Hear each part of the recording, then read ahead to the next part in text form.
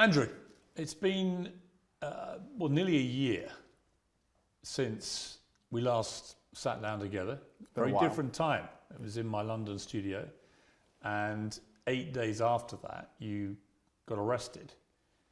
What's the year been like for you? It's certainly been an interesting one. I've been constrained this entire year. I spent 93 days in a Romanian dungeon, 5 months locked in my house, and now I'm restrained within the country of Romania. So it's certainly been a turbulent time. The moment you got arrested, it was all pretty dramatic. The video came out, the world saw it, a lot of people smashing into your home.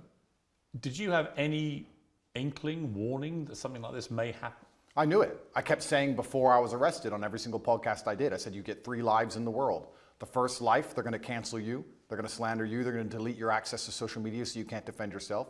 The second life, they're going to try and put you in jail for no reason. And if you continue to speak against the power, they're going to assassinate you.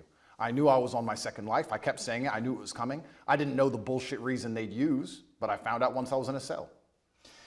When you were arrested, you don't speak any Romanian at Zero. all. And they didn't speak English to you. Correct. So you were taken to a cell. You had no idea what they were alleging you'd done. I was arrested on the 27th of December, so because of Christmas and New Year's and other problems, they couldn't even translate my paperwork for 2 weeks. So for the first 2 weeks I was in a prison cell, I had no idea why. I was given papers in Romanian. I could read human trafficking, I understood, but I was like, human trafficking who, when, what? None of this makes sense. I waited 2 entire weeks inside of my cell before I was given an English translation, and then I realized exactly how ridiculous the whole case was. Just to clarify, I am accused of helping my friends get big on TikTok. That is what I'm accused of. I told some girls I know how to post on TikTok to become viral when I was at the time the most viral person on the planet. And they are saying I'm a human trafficker for that reason. It is insane. Well, we'll come to what you've been accused of. It's more serious than the way you've categorized it, but we'll come to that. There is a lot of speculation that the reason the Romanian authorities knew that you were back, because you were en route, I believe, to Dubai for a New Year's Eve party, is that you were interacting with Greta Thunberg on social media, and you had a pizza in front of you which came from a well-known Romanian pizza store.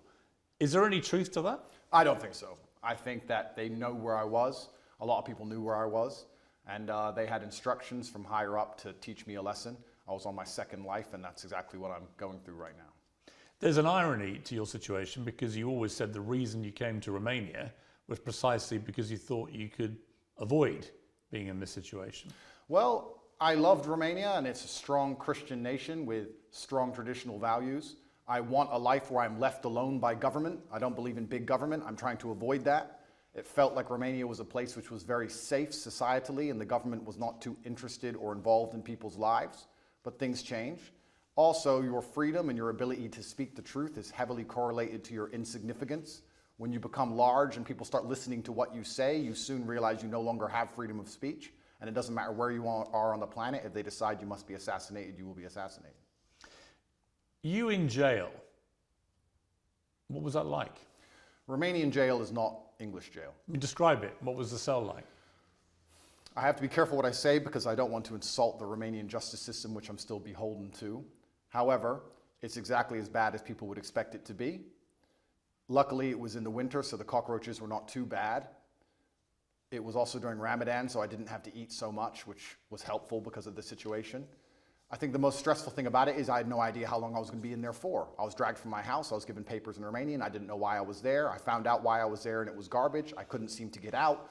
I could have been held for years. It's very stressful. And the best thing you can do is turn to God and train as hard as possible. I did thousands of push-ups a day every single day. Were you in solitary in this period, 3 months? No, I wasn't in solitary the entire time. Sometimes I was by myself, sometimes I was with other guys, and sometimes I was with my brother. So, when you were on your own, were they keeping you in there for 24 hours a day? Were you allowed out? No, I wasn't allowed out. There was no yard time. It was 24 hours a day, locked in a single room, probably 3 or 4 steps large, and you do nothing but stare at the wall. And How many days did you do that for, on your own? 11, 12. I mean, that's a pretty grim scenario for anyone. Life's grim. For you, always being Mr. Confident, you said, interestingly, that you wouldn't categorize what you were feeling as depression because you don't believe in the concept of depression. You and I have argued about that before. But it sounds to me, from what I've seen you say when you've talked about this, that was pretty close to depression, what you were feeling. Life's grim. And if you want to be a superhero, you have to understand in every single superhero movie, he is losing for 80% of the movie. He's going to suffer for the majority of the movie before he wins at the end. I've always wanted an exceptional life, Piers, and I'm not a coward. And I knew that by telling the truth about certain issues, I was going to pay the price for it. So I won't say that I deserve to be in jail, but I certainly put myself in there by telling the truth to the populace and telling the truth and living. But when you're on your own in that cell, what were you thinking? It's a long time to self-reflect, right? It certainly is. And I think my number one concern when I was in jail, despite the fact that my situation was dire, were my concerns as a man and all the people I have to take care of, and my children and my family and the people I pay for and all the people who work for me. And truthfully, I wasn't worried about myself, I was worried about everybody else. And I think that's the true masculine frame. Did you get emotional? Did you shed tears in your cell? I'm an emotional man. I think men are hyper emotional. We just have to control it. I was extremely busy inside of my jail cell. I had lots of push-ups to do. I was very concerned about the people on the outside. I was trying my best to get out. It's difficult for me to answer the question because it was an interesting frame of mind. I knew that God was watching and I had to perform. It's very difficult for me to go through life saying I'm the top G, I'm this, I'm that, and speak about mental resilience and mental toughness, and then the second I'm thrown inside of a solitary confinement cell, cower out. I'm not that person. There's some other people who talk about mental toughness and want to give advice, and when bad things happen to them, they end up addicted to prescription drugs. I'm not a coward and I'm not a liar. No, but it would be perfectly natural to be emotional in that scenario, and there's no shame in admitting that. I was emotional. I missed people. I missed them, and I knew they missed me. So I felt a strong sense of missing. But you cried. There were tears that ran down my face, but I did not cry. I mean, that's crying. I would disagree. Because you're worried about admitting that. You think it sounds Absolutely not. That's a perfectly fine scenario to cry in, but I think the act of crying is an act of desperation. To sit and to cry is an act in and of itself. To do push-ups, thinking of your children with tears running down your face, but you're concerned with finishing as many push-ups as possible within that day, I do not consider that crying. I consider that tears running down my face. When you found out what they were alleging you'd done, sexual assault, exploitation, and so on, what did you feel about that? What was your first reaction? My first reaction was, the standard playbook.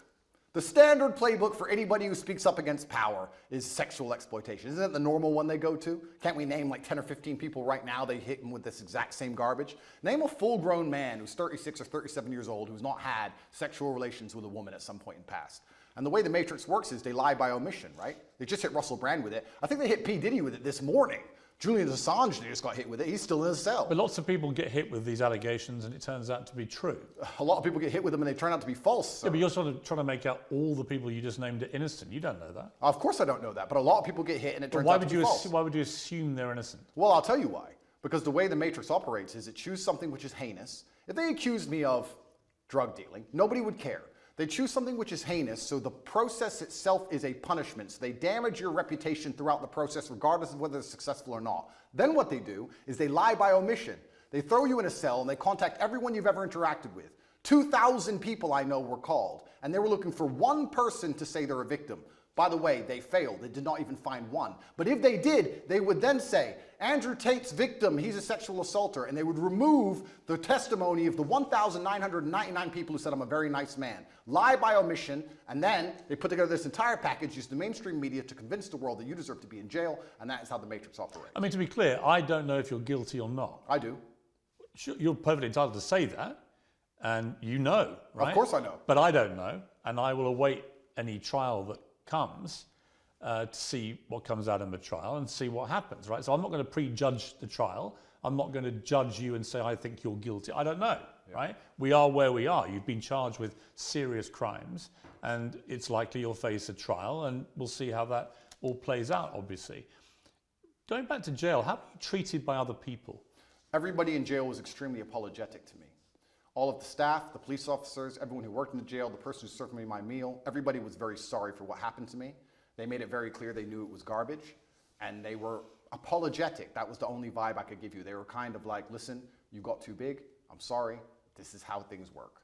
And sorry, here's your meal. Nobody had any real problem with me. None of the prisoners had a problem with me. Did you get into any fights? There was a couple scenarios where violence could have occurred, but I think once people realize that violence is a certainty and that you do not operate under a fearful realm, they often aren't so interested. So people threatened you? I wouldn't say they threatened me, but they would have liked to have got the opportunity to threaten me. And what happened? And they realized that would have been a bad decision. And all in all... Well, what did you say to them? Because you don't speak Romanian, so... I didn't, you're right. I actually used a quote from Street Fighter. I said, I quoted Dowson, and I said, they do not understand the secrets of yoga fire, because I knew they had no idea what I was talking about. It was near the washing machines, and they looked at me like I was completely crazy, and they walked away. There's more than one person? Correct. And they made it clear what? That they wanted to... I have to be careful what I say, because I'm still beholden to the Romanian judicial system. Yeah, but that's just an incident in jail. That's Correct. nothing to do with the system. An incident report was written, and it's better I don't mention it.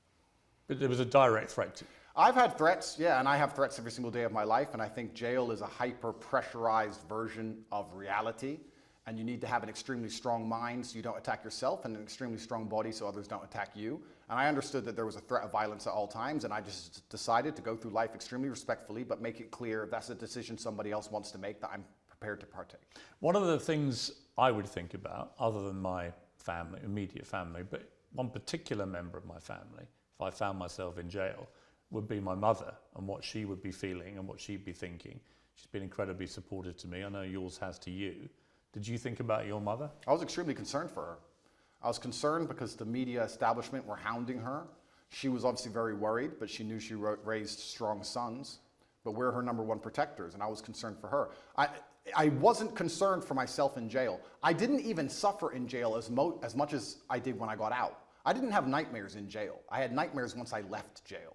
I was in the middle of a battle. I don't think you get PTSD while you're fighting. You get it afterwards. I was in the middle of a battle trying to make sure that everybody I love and care about is taken care of and trying to make sure that bills are paid.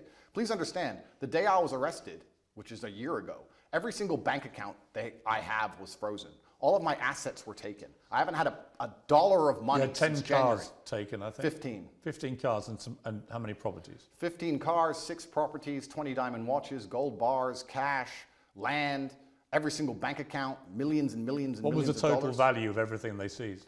16, 17 million? Pounds? Yeah. And they took all of it. And I still don't have access to any of these things. I mean, as we're doing this interview, you're expecting to hear sometime today as to whether you may get those possessions back. Is it all or nothing? Do you get it all back or nothing? Correct. As we sit here, the judge is deciding whether I get all of my items returned or I get none of them returned. And truthfully, under the law, I should have never had them taken in the first place. So we're going to see what the judge decides. And I have to put my faith within the Romanian judicial system. I have no other choice. I'm not a coward. I'm not going to run. But let's not talk about the Romanian judicial system. Let's talk about the judicial systems of the world. I've recently seen some very scary decisions in America and England, in these Western democratic nations. You see people doing 20 years for attending peaceful protests. So you start to sit and wonder when you're in these situations, what is a trial? What is a judge? What is this? These are just people in a room. Which peaceful protest are you talking about? There's been a few. And who's got 20 years for attending a peaceful protest? I don't want to say names. I saw it somewhere on Twitter. Somebody attended, I think it was a protest, a pro-Trump protest, and they ended up getting 20 years. Well, if you're talking about the January 6th riots, they were riots where people died. Well, it's interesting. They're not peaceful protests. Well, it's interesting because the world is actually very nuanced. And what I tried... Well, that wasn't nuanced. That was a huge mob of what people I tried to do, attacking the US Capitol. Well, what I tried to do is I try to look at a broad spectrum of events, and I try to put things into a nuanced view, and I don't try and take a instant black or white point of view on things. And the fact that BLM were rioting and destroying the entire nation for months and during that exact week, and then some other people got together with an opposing political view and are facing serious prison time for doing less damage than BLM did. I find that kind of scary because people did die. Well, in a democratic nation, we should all be the same under the law. But Andrew, just to be clear, on January the 6th, people died. People died during BLM. I mean, there are certainly inconsistencies in the way groups of people have been policed. I think that's the same. That's the same whether you're talking about the BLM marches to the pro-Palestinian marches and so on, right? There's a lot of inconsistency. Well, then we agree. There's a lot of inconsistency in global policing, I think. I think that's a perfectly valid thing to say. But the idea that someone's got 20 years for being in a peaceful march is not true. The ones who've got the lengthy prison sentences have been held account for serious crimes. I'm not even condoning January 6th. I don't even know the ins and outs of January 6th. I wasn't there. I'm not saying it should have happened. What I'm saying is exactly what you have said. There seems to be some massive inconsistencies in global policing now. So when you end up in a position where you're speaking against the system, as I do, and you understand that there are massive inconsistencies in policing globally, you start to sit down and seriously wonder if you stand a fair chance of a fair trial in any country on earth. I actually have to give massive credit to the Romanian judicial system because a judge one day sat down and said, why are these boys in jail, and let us go. I don't know if I would have had a fair shot like that in many other nations. When you were released from jail after about 3 months, what was that feeling like? My brother and I were in the same cell at that time. We were extremely happy. I remember using the last of my mouthwash.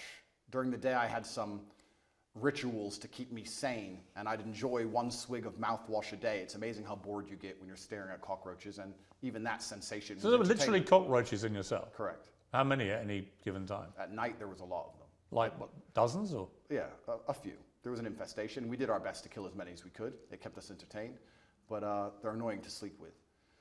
But mouthwash was something I enjoyed every day. The sensation of mouthwash made me happy, and I remember using all of my mouthwash. And then instantly my brain started turning to all of the things I need to do. I'm a man, I have responsibilities. For 93 days I wasn't working. I started concerning myself with, okay, I'm about to get out of jail, thank God. I'm gonna leave. Who do I need to take care of? What's paid? Do I have any money left? Are bills due? Is mom okay? Are my children okay? And I just started thinking about work. And as soon as I got out, I didn't sleep for 3 days. How many children do you have? That's confidential. Why?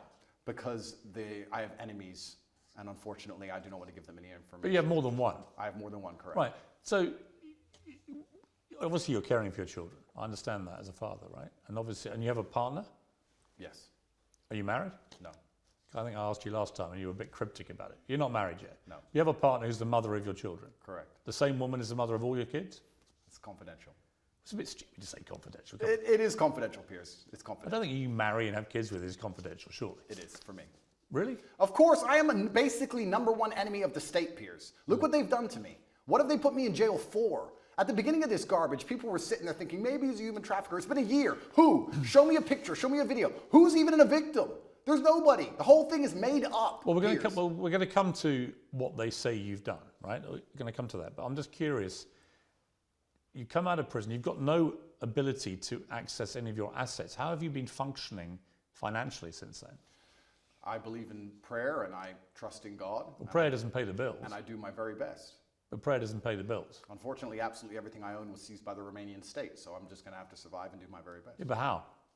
I'm doing my very best, Piers. Have you got wealthy benefactors helping you? I'm doing my very best. I wish I had wealthy benefactors. I wish I had people on my side. Yeah, but you can't function on no income at all. Seems you can. How? I'm doing my very best, Piers. What does that mean? It means I'm doing my very best. Absolutely everything I own is taken by the Romanian state. I don't have anything they don't have. How do you pay for food? I just have to do my best. What does that mean? It means that I believe in God and I pray. Well, God's not going to pay your bills. God has been paying my bills so far, it seems. It's amazing how far faith can take you. It's often when you have absolutely nothing left, people turn to faith, but you should turn to faith first, and you should believe in God when things are good, and that He will be there when times are bad. Initially, you were put on this sort of rolling 30-day house arrest, and they kept renewing that month by month by month. And then in June, you and your brother and 2 others were formally charged with rape, trafficking, and forming an organized crime group to sexually exploit women. And there were 7 alleged victims named in the indictment. You said at the time, I look forward to being found innocent. You said earlier, who are these women? Well, there are 7 named in the indictment. Yeah, have you seen the videos of them on the internet saying we're not victims? They made us be victims. We told them we weren't victims. Well, that will all presumably be analysed in a trial. Do you know when the trial may be? I have no idea. It's going to be a long... Do you believe it will happen? I'm not sure. It could get to a point where a judge, anytime before the trial, decides his case is garbage and throws it away. If you ask me what I believe happened, it's very simple. They threw me in a jail cell knowing they had no case, knowing they had no victims, but they thought if they plaster me all over the MSM and they say that I'm a bad person and they call enough people, they will find the case they want. They couldn't find it. You name the date they charged me. They had 6 months to charge me. Usually the Romanian state, even the American embassy confirms to me, charges within 30 days. With me, they used all 6 months trying to build a case and find actual victims of an actual crime. They couldn't. They charged me on the very last possible day they could, unless they'd have to drop the entire case. And they charged me with garbage because they have nothing. There are no victims. I've done nothing wrong. And they've tried very hard. And let me say something very pertinent to the audience here. It's very difficult when you're thrown inside of a jail cell. You do not have access to social media. You do not have access to money. The entire MSM establishment are calling you a bad person. Hotlines are set up saying, if Andrew Tate's ever hurt you, call this hotline. You're a rich person where people may want to get money from you and exploit you and extract resource from you. And they're sitting here calling anyone you've ever known. They called my gardener's daughter, who I've never even spoken to, asking if I've ever done anything wrong to her or said anything wrong to her, trying to find victims of a crime that don't exist. It's actually a miracle from God that no one's come out trying to extract money from me. Whole thing is garbage. They could do this to anybody. Piers, they could do this to you. They could put you in a cell, put all over the media you're a sexual exploiter, and for 3 months talk about how bad you are when you can't defend yourself, and call everyone you've ever interacted with. And if anybody you were ever rude to once decides they want a payday or some fame, they can use it against you. It's insane. The Romanian authorities' prosecution files accuse you of using verbal and physical abuse to keep women in line, taking 50%, I believe, of the women's online income, although I believe that figure could vary, could be up to 80%. Is that right? No, they accuse me of exploiting women who did TikTok.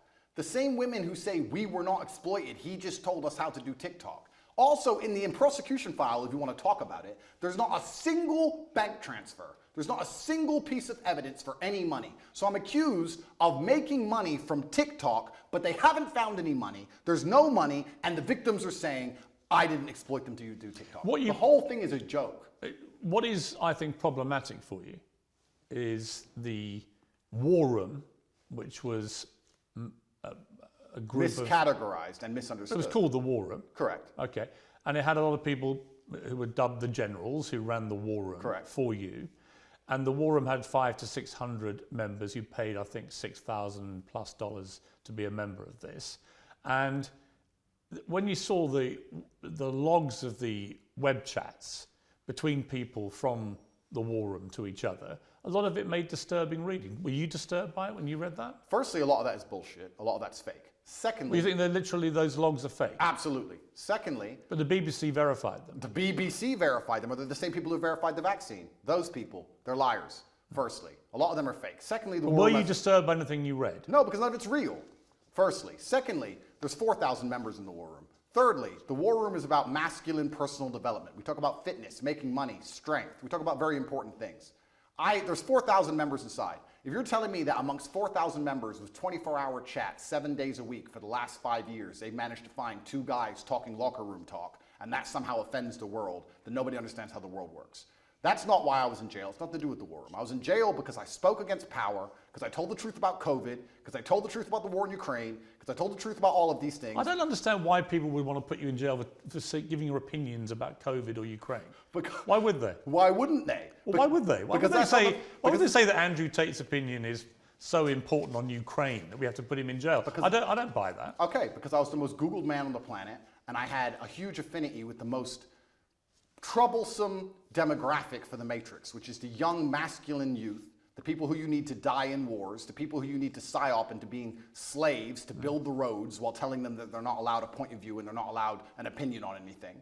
And I was saying things which was going against the narrative. And the Matrix, the way it operates is it uses the MSM to purport lies, to inject slave programming into people's brains so that we live lives which are not good for us but are good for them. And I was sitting there unplugging it. Why would they sit there and say, we've put together this massive psyop. We're going to convince everybody to inject themselves with poison, and we're going to lock everyone in their houses, and it's all a lie, and we're going to let this one guy who everyone listens to. Andrew, it wasn't all a lie. Yes, it was. It wasn't. There was a new novel coronavirus. Okay, I'll tell you what. I'll tell you what the facts were, and you can then laugh at them if you wish. Sure. But there was a novel coronavirus, COVID-19. It was killing thousands of people a day. Really? Yes, That's absolutely. Scary. Yeah, and I know people who died. Who doesn't? I know people who died before Corona. Fine, I'm sure people died of lots of things, but it was killing exponentially thousands and thousands of people, and then vaccines were developed at very high speed, and they managed to save, in my estimation, millions of lives. You may not agree with that, absolutely, but those are facts as assumed by the body of scientific and medical experts in the world. The body of scientific and medical experts, you mean the Matrix? I could get... What is the Matrix? The Matrix are a bunch of people who can come up with studies from the sky to say anything they want them to say, so they can use the MSM to purport garbage inside of people's minds. So you end up locked in your house, clapping for the NHS like a performing seal, injecting yourself with experimental poison for the 9th time. It's a lie. There was no reason to lock everyone in their house. More people died from missed cancer appointments than anyone ever died of COVID. People always got the sniffles before COVID, and they've always got it since. Let me ask you a question. Hang on, sir. it wasn't. Where is COVID gone? It wasn't. Diseases don't go away. It wasn't. Where's COVID gone? It wasn't. Well, the COVID strains have got milder, as indeed flu did. Flu used to so kill. it's gone away. Well, flu pandemic in about 100 years ago killed 50 to 100 million people, and it's got steadily milder over the decades since. This is normal medical science pathway for most pandemics, right? So on that, I mean, your sort of cast iron, it was all matrix MSM nonsense, is palpably untrue. Well, I'll tell you why that's not untrue. Let me tell you my personal experience with COVID. I'm an extremely logical person. At the beginning, when everyone was dying, dropping dead in the streets in China, which I never saw, by the way, funny, and the Italian hospitals were full, English hospitals were never full, funny. Me and my brother sat there and said, if this disease is so deadly and can damage us as strong military-age males, then the world is over. So there's no point in hiding in our house. We decided to go to Sweden. On day one of COVID, day one when everyone still believed, we went to Sweden. Why does no one talk about the fact that Sweden was open the entire time? Why does no one talk about the fact they didn't have masks or lockdown or vaccines? My brother and I partied in nightclubs 7 days a week for 3 entire months while everyone in England was locked in their house. Sweden actually had a number of restrictions. Not when I was there. It was open. Not as draconian as we had in the UK, and there are certainly legitimate questions to ask about the scale of our lockdowns. I think people panicked. They saw what was happening in Italy, which had the second best medical healthcare system in the world, and people were dying in massive numbers and the hospitals were overrun. So people may have panicked. Did you hear about the guy who died in a motorcycle crash and it was a COVID death? Did you hear about that one? Well, there was certain Downing Street didn't seem very concerned with there COVID. Was a long debate about people dying of COVID or with COVID. I know all that, but the bottom line for me, it is indisputable that COVID was a deadly pandemic that killed a lot of people. It turned out a lot of older people more than young people, but they didn't know that at the time, not for a long period. The vaccine saved millions of people's lives. There are legitimate questions about some of the boosters, about some of the side effects of the vaccines, as there are, by the way, with all vaccines. But the idea that COVID is some invention by the matrix to suppress and control its people is for the birds, Andrew. It's for the birds. It seems the birds and I I are friends. don't think a smart guy like you actually believes that. Of course I and that's absolutely one of my problems, believe that. One of my problems I have with you is that I think you are intelligent, but I think you also adopt positions that you know are going to get the anti-matrix mob inflamed. And it's just these all-encompassing views you have. COVID was a load of nonsense. Vaccines are all dangerous and killing more people than they say. Never said that. I said the COVID vaccine. Well, COVID vaccine, well, you don't think they worked? No, of course not, because the idea of Of course a vaccine, they worked. The word vaccine in and of itself is that you They get... saved millions of lives. If you get a vaccine, you do not get the disease. They changed the definition of vaccine in the dictionary so they could continue to inject us with this pointless poison. I had the vaccine for polio. I've never had polio. You got the vaccine for COVID, and you're bragging online how you have COVID for the 8th time, but it's not that bad because you've had 6 injections. It's insane. And please understand my position. Please understand that I'm a person who doesn't believe any of these studies, don't believe any of this garbage, don't believe the Matrix. I'm a person who was in Sweden for 3 months as everyone was afraid, locked in their houses, partying at will. It was perfectly fine. They had a lower death rate than the UK. They had a much higher death rate than their neighbouring countries in Scandinavia. Did you know that? They had a lower death rate than the UK. Did you know that? It doesn't, no, I didn't know that. It doesn't matter to you? Of course not. So you wouldn't compare them to their immediate neighbours. You'd only compare them to a country in the UK. If you think lockdowns worked, Piers, if you think lockdowns... I think lockdowns were only acceptable as an immediate panic move, which it was, before there were vaccines. The moment they had a successful vaccine program that worked, then there was no justification for further lockdowns. You're a very important person, and you're very well respected. I'm not important, I'm a journalist. No, you're very important, and you're very well respected within the UK, and you've been famous for a very long time. Were you invited to the party at Downing Street, or were you not in that circle? No. No? Oh, that's a shame. And I thought the behaviour... Because they seemed very concerned about COVID on the TV, and by the way, they didn't seem to give a shit as soon as the TV was on. I thought that was disgraceful. And I thought Boris Johnson and the people working at Number 10 who were having those parties, when I had friends of mine who were literally saying goodbye to their mothers on FaceTime on their phone because they weren't allowed in to see them. I knew people in care homes where it ripped through and killed a third of the people in the home in 2 weeks.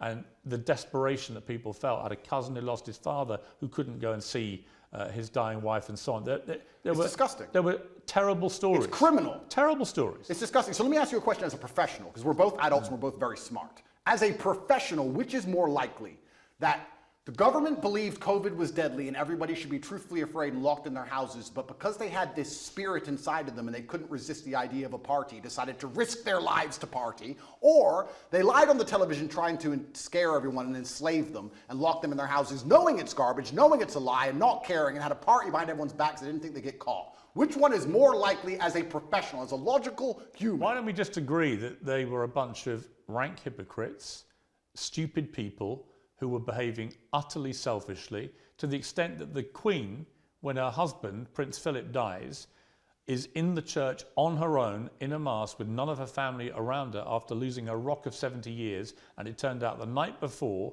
Downing Street had, I think, 2 parties, including a karaoke party. I think that was shameful and disgraceful. Well, so we can agree on that, right? We can agree on that, and we can wake up and start to realize, oh, maybe the government doesn't care about us. Maybe the government lies to us. Maybe they tell us things and try and scare us, but they don't actually care themselves. Maybe all they are is hypocritical, self-interested people. Maybe they are. Maybe they use the MSM to purport their lies, to keep everybody enslaved while they do whatever they want, and that is the matrix in and of itself. And if you speak against it and people listen to you, I'll repeat this. Your ability to speak freely is directly correlated to your insignificance. If you're as big as I was, the most Googled man on the planet telling the truth, you will pay the price, Piers. And that is why I was locked in that cell. And I do not regret it, because I live true to God. I'm not going to sit here as a coward and not tell the truth to people for as long as I live until they put a bullet in my head. Let me ask you about the lover boy method. So the suggestion is that you and your brother and others, but let's talk about you, that you deploy the lover boy method where you would make women fall in love with you. You would then persuade them to do webcam stuff, right? TikTok. Okay, but wait, let's call it webcam stuff, right? No, let's not call it that. The indictment is about TikTok. Okay, what would you make the women do? Or what would they do with you? I don't make anybody do anything. Okay. In fact, let's talk about the lover boy method. So it's very interesting. Let's imagine the Matrix is pissed off with a said individual who's telling too much truth and everybody is listening to him, and they decide they're going to attack him with sexual assault claims. They say, he's making women do, well, we found conversations where he gave advice on how to go viral on TikTok. He's making women do TikTok, but he isn't being horrible to them. He's not hitting them. He's not being mean to them. So what can we do? Let's use the lover boy method. If I was abusive and mean, they wouldn't say lover boy method. You know what lover boy method means? Being nice. He was nice and polite and kind, and they really liked him as a person, and he told them how to do TikTok. But that's not what the lover boy... He's a lover boy. Of course it is. Andrew, that's not what the lover boy method is. Absolutely it is. The lover boy method is where perpetrators woo victims with the prospect of a loving relationship until they can be forced into abusive situations or a form of slavery. This is garbage. That's actually what it means. The lover boy method is being nice to people so that you work together, effectively what they're trying to say here. I was nice to girls who asked me for TikTok advice, and they sang it's the lover boy method. I didn't beat them into doing TikTok. I didn't force them. I didn't threaten them. In fact, I was like, yeah, you're very pretty. You can be pretty famous. Was there any element of coercion? How can there be an element? What does that even mean? Let's be professionals here. What does that even mean? What do you think coercion means? I was coerced into this interview. You came along to me and said... You weren't coerced into this interview. Yes, I was. Or don't tell me. The bullying Piers. MSM said, Andrew, you've got to do an interview. No. I'm going to fly all the way to Romania to do it. You didn't do that. Favor. You used the lover boy method. You said, sir... The lover boy method? Yep. Andrew, this is going to be a very interesting interview. We had a good one last time. You're a nice guy. We have some interesting conversations. I didn't say you were a nice guy. I'm going to come along. Wait a minute. We're going to make some money from this interview. Wait a minute. Money will be made for both sides. Wait a minute. You lover boyed me and you stole the profit. But just to be clear, I've had no conversation with you about this interview. And the conversations I've had with your intermediary were very professional. And I said, I would like to do an interview with you. Were you nice?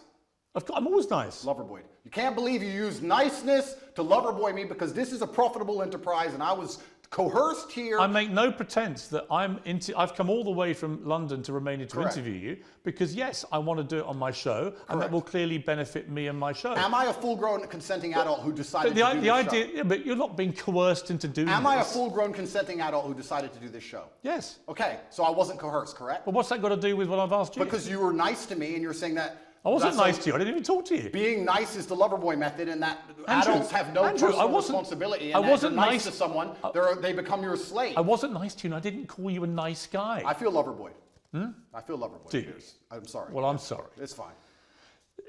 You had a website, Hustlers University, offering courses teaching husbands and boyfriends how to get their partners into webcam. Absolutely false. The Hustlers University, which you can go to now, actually, we've changed the domain, it's university.com, is a school which teaches modern wealth creation methods. We teach people how to make websites, we teach people e-com. Why did you call it a PhD, pimping hose degree? No, you're talking about an old video which was made satirically. Why did you call it that? Oh, that was satire. Of course it was.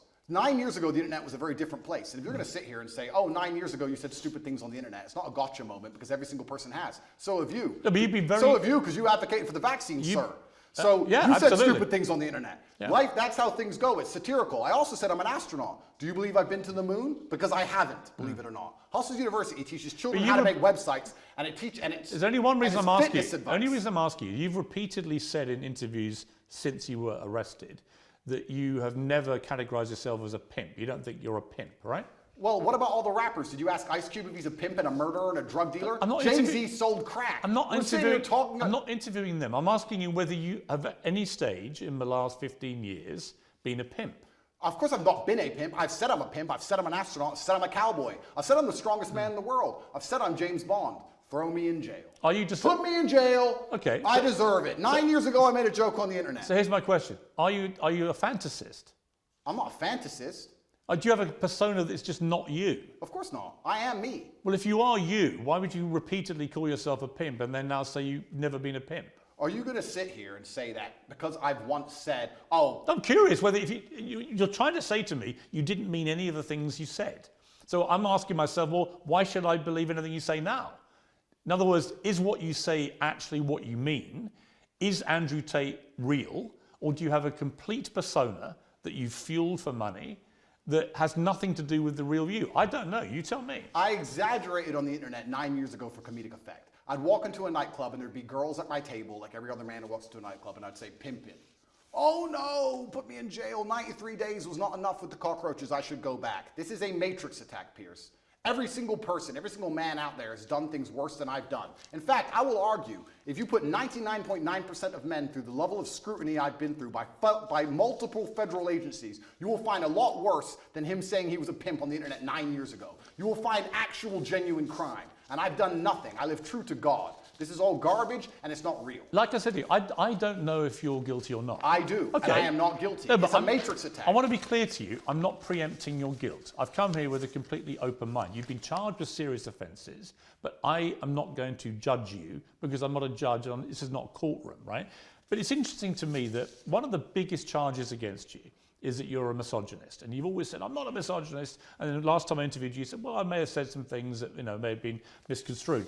But even in the last week, you've tweeted some stuff, which I'm not even sure if you're aware as you tweet this stuff, how it sounds. Read it. Okay, let's read. This is quite a long one. Sure. But I think it's important to read it to get a sense of how you view women. Absolutely. Any woman I date does not have a job. Okay, so the woman you're with doesn't have a job? No. Okay. Do you date other women? Sometimes. And your partner's fine with that? Obviously. Yeah? And you're fine with that? Why wouldn't I be? Well, you think it's fine to be dating other women when you have a mother and I think a we're kid? consenting adults and everybody can make their own personal decisions. Okay, fair enough. Why would I be working so hard, you say, to have hundreds of millions for my woman to waste her life in slaved pennies? No. I will give you a life you can never ever afford. Private jets, 5-star hotels, new cars, endless spending money and diamonds. You will be rich because you're praying for me every day and protecting my spirit. I work in the physical world, she works in the spirit realm. Women shouldn't have to work because being a good partner is a full-time job for a woman. She has to look good. All the beauty treatments are time intensive. Not about money, it takes a lot of time. She has to train every day and stay in fantastic shape. Shop to look amazing next to me. I know there are some men who do 100 times more than this on a daily basis, but women are not as organized as men, and achieving anything significant causes them huge amounts of stress. Yeah. They need to have huge sections of their day empty to waste, or they will have a mental breakdown. True. And do you want a woman who's stressed and angry after the commute, unshaven and exhausted? Or do you want a Barbie doll who's always smiling and saying thank you because she did her nails and brought you Prada that day? As a man, unless you're a loser, you're already filthy rich, right? You can get endless sex anyway. Girls are easy. So what can a girl give you? Happiness, vibes, always smiling. Take the edge off a stressful life. Can she always be happy if she's been working all day? No. just to wake up at 11, gym till 1 appointment and some shopping, dressed beautiful by 7 p.m. for you to finish working and tell you how strong you are. No matter how pissed off you are, just to always be laughing and smiling and writing little notes about how you're perfect. And just to be playful and funny. She can't do that if she has a job. So your job is being my girlfriend, and now you're a millionaire. Congratulations. Behave and aim for the promotion to wife. The reason I read all that in detail was, I don't think you understand quite how that comes over, because I think that is the purest definition of misogyny I've probably ever read. Well, I don't think you understand. One, especially when I'm talking about the fact that women can't handle what men can do, etc. One, it's slightly sarcastic. There's a sarcastic tone. So do you mean any of this? I mean all of it. Any woman I'm with, I will provide for, because no woman should work. They should spend all day beautifying themselves for you, right? And they might get promoted to wife. Your job is being my girlfriend. There are hundreds of millions of women around the world who do a good day's work, who still manage to be a very good wife or partner. Agreed, completely. But it's my life. So why would you encourage a whole generation of young men? I mean, I've got to be honest, since our last 2 interviews, before you were arrested, I would say every single day I have young men, teenage boys, maybe early 20s, coming up to me asking about you. It's gone on every day since I interviewed you. I'm very aware of your reach. I'm very aware of your influence.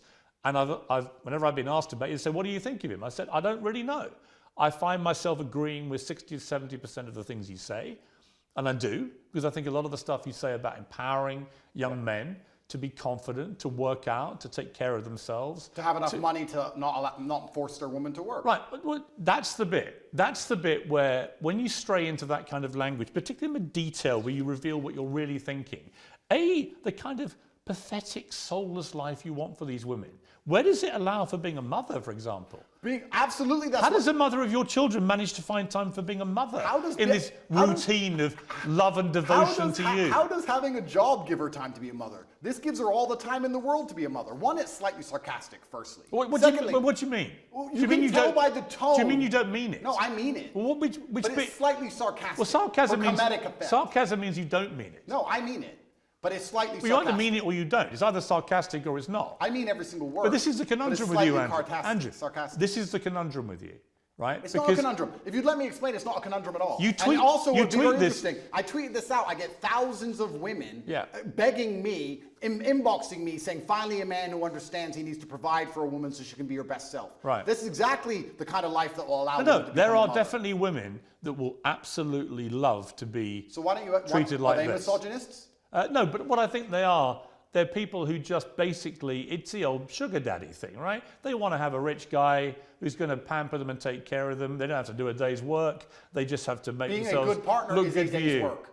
Well, so you say. Yeah. But it also, the language that you use here seriously diminishes women who do work. You make them out to be, well, you're not doing your job as a partner or wife. You should be doing your job, which is just to devote yourself to his pleasure and making him happy. Well, it's actually interesting you say that, because I'll put a lot of the fault of this on men. If you want to gender the argument, let's do that. I think that a lot of the reason why women can't live this life, if they so choose, if you're a woman who decides to work, then go to work. I don't care. But if you're a woman who decides she wants to retire, it's because she can't find a man who could provide for her at this level. Do you think when a woman marries a billionaire that she wants to go get a job in Starbucks? Because in my experience, when they marry extremely successful men, they don't want a job. I'm sure Ronaldo's wife isn't begging to go work in IKEA. Actually, Ronaldo's wife works very hard. She works for herself, which is different. And her family. Of course. Yeah. Which is different. She's a hard-working woman. Absolutely, because being a fantastic partner and having a bunch of children is a bunch of hard work. And she also finds the energy to have businesses on the side. Fantastic. Right. But you don't want women to have businesses. No, I'm saying if you're with a man of my stature, you don't have to work. Now, if I met a perfect woman and we were together and we were happy. When you say a man of your stature, with respect, right now you have no income, no possessions. Correct. I'm completely and you're facing broke. serious criminal charges. I mean, I'm not quite sure what stature you think you're currently selling, but it ain't great. Okay, well then it's a shame all those women inboxed me after I put that tweet out saying, I agree with you. I think you should interview I met a woman yesterday who, when I said I was coming to interview, was immediately like, oh, can you put a good word in for me? Of course. Sure. You have a definite appeal to a certain type of woman. There's no question. I think providing for a woman financially is a man's responsibility. If that means I'm a misogynist, then I'm a misogynist. No, I think So you accept you are a misogynist? No, I think a man should provide for a woman financially, completely and utterly. If she wants to work, if my partner were to say to me right now, I really feel like getting a job, it would make me happy, then I'll say work. But she doesn't have to. Her job is looking after the children, looking after me, and being as happy as possible. If you think I'm a bad person for saying, if you actually read that, read the subtext and context. I read it all out. Okay, good. Then you'll understand what I'm saying. You know I did. You heard it. Absolutely. So what I'm saying is, I am a man. My life is stressful. My life is pain. I go to jail. I suffer. I have to deal with making money. I have constant, endless headache. I do all of that so I can give you everything, but then I get to have you. Your job is to be happy. I want you to smile. I want you to look your best and feel your best all of the time. If I am a misogynist for saying that I go through so much pain so that we can be financially secure, so I hope the woman I care about does not have to work a job. If that makes me a bad person, then so be it. Because all I'm saying is I want to take care of her in every single realm. I take care of her physical safety. I take care of her financial security. That is my job as a man. And if more men acted like me, you will see that the world will be a happier and better place. The women who say, I really want to work, I want a career, that's their prerogative and their decision. They're allowed to do that. But also, often the reason they do that is because they can't find a man they trust to take care of them. No. I've had this from women in their own mouth. If I found a man who was financially secure and as smart as you, I wouldn't be doing this garbage job either. Why was I psyoped into working to pay taxes when I should be at home having children with a man I adore? Andrew, it's a psyop. Andrew, there are so many women that will listen to that and be laughing and mocking you. Say, don't be so ridiculous. I have a job that I love. Maybe they're being paid even more than their man, right? The real world isn't the one that you categorize. The real world is varied and nuanced, but I am talking about my life experience. And in my experience, any woman I love does not have to work unless she decides to. Fine. You're the boss. You're in charge. Her job is to make you happy. Her job is to make herself look good. Her job is to work out for your benefit. Blah, blah, blah, blah, blah. It is actually just misogyny. Do you think a woman looking good, do you think a woman looking good and working out has no benefit at all to her? Of course it does. Okay, so it's not for my benefit, then, is it? But when you talk about young men and you tell them to work out and take care of themselves, I cheer you on. Right? I want that. I've got 3 sons. I want them to feel that way. Don't you want them to become very rich and successful and have a woman who relies on them and have a beautiful family? No, but I don't want a woman who's subservient to them. Why is subservience? Why is a Literally, the tone of the tweet I read is subservience. You did another tweet this week. Men love by telling you what to do and not allowing you to make stupid decisions. We save you from the female inclination to make stupid choices. If a man doesn't give you instructions, he doesn't love you. If you won't listen to a man's instructions, you don't love him. The whole language is so ridiculous. Let me change the language then. Well, you tweeted this to 8.2 million people. Correct. So let me say this. A father loves.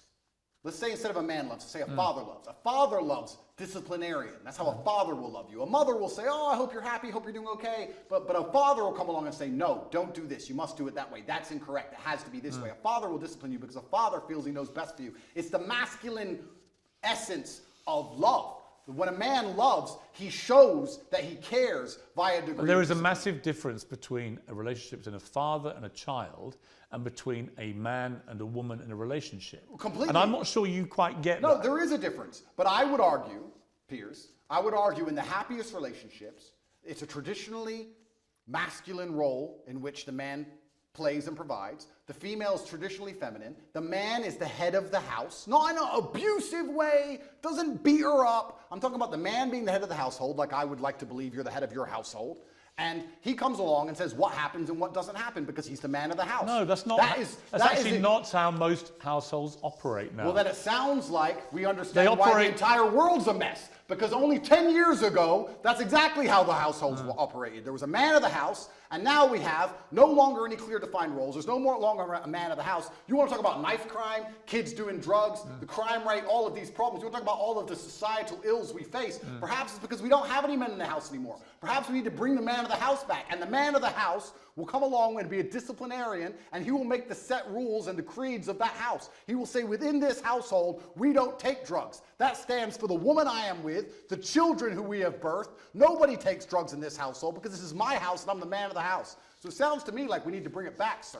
Yeah, listen, it's all good macho stuff, okay? And I know lots of young boys who listen to this and go, wow, that's how I should be. Then I read the detail of your tweets. And again, come back to this. We save women from their female inclination to make stupid choices. Females are emotional. If a man isn't giving you instructions, Now, females are emotional. Hang on. Piers, He doesn't love you. All this stuff is designed to, exactly as you've just articulated, is designed to make young men feel that the only way they can be successful in life is to effectively have their women under control, give them instructions that they have to obey. Don't buy women Prada, you'll end up in jail. You can buy them Prada, but let me finish my point. My point is that it seems to me, from reading your tweets, even now, that you have a blind spot when it comes to how they sound. It may be that the legal problems that you're in, which might be extremely serious, and we'll see when the trial happens, but it may be that in your head, nothing you've done is remotely inappropriate, because actually in your tweets you can see there's an element there of wanting coercion and control. You want to control women, you want them to be effectively your servants, slaves, for want of a better phrase. Slaves who get Prada and get to work out in the gym and get to look good. But you understand, But you understand the point I'm making? No, I don't. Which is that in your head, the line is blurred so much now with this macho rhetoric that you've actually lost track of how this sounds. Here's all of the things Even when I read that stuff to you, I could see you looking at me and you said, your answer is, I was being sarcastic. No. And I said, well, where? And then you go, well, no, I meant it. Well, it can't be both. I meant it, and I said you either mean it, effect. or it's, well, no, because sarcasm means you don't mean it. Piers, all the things you've just described. Do you accept that? No, You're a smart guy. You know what sarcasm means, right? Absolutely. I said it has a sarcastic tone for comedic effect. All the things I'm saying and the things I've said are basically the way the entire world thought only 10 years ago. You may buy into the PSYOP and you may buy into the new thing. I don't buy into any PSYOPs. We just talked about the vaccine, sir. Yeah, the vaccines weren't PSYOPs. Of course not. No. So I believe that there should be a man of the house. You had a polio vaccine, right? Correct. Why? Because I didn't get polio. I wouldn't have a COVID vaccine because I'd still get COVID. Plus probably myocarditis and have a heart attack. So we believe there was a man of the house 10 years ago. Do you think statistically more people got myocarditis by having the vaccine or not having it? I think statistically we need to bring it back. You don't know, do you? Why would I know? Why would I look at the statistics why would you bother that come from the matrix itself? So the matrix, so every fact you don't like, because it doesn't suit your agenda, you just dismiss as matrix bullshit. No, I'll give you a very simple way I view the world. COVID can't hurt me, so why would I take their injection? You don't have to. Point two. You don't have to They tried to make us, including you. Yeah. You told people they should why? have the vaccine. You know why? If they don't have it, they shouldn't leave their house. You know why? Because at the time, the scientists, and by the way, scientists is ever evolving. At the time I said that, the scientists said if you had the vaccine, it would prevent you transmitting the virus. The Matrix. That turned out to be wrong, and they issued updated advice saying further studies said that actually you could transmit it. And at that point, you know what I did, which you never do? I held my hands up and went, I was wrong because the advice changed, and now I would not say the same thing. That is called actually evolving opinions when facts change. That's actually how a civilized democracy works. Oh, is it? We live in a civilized democracy, do we, sir?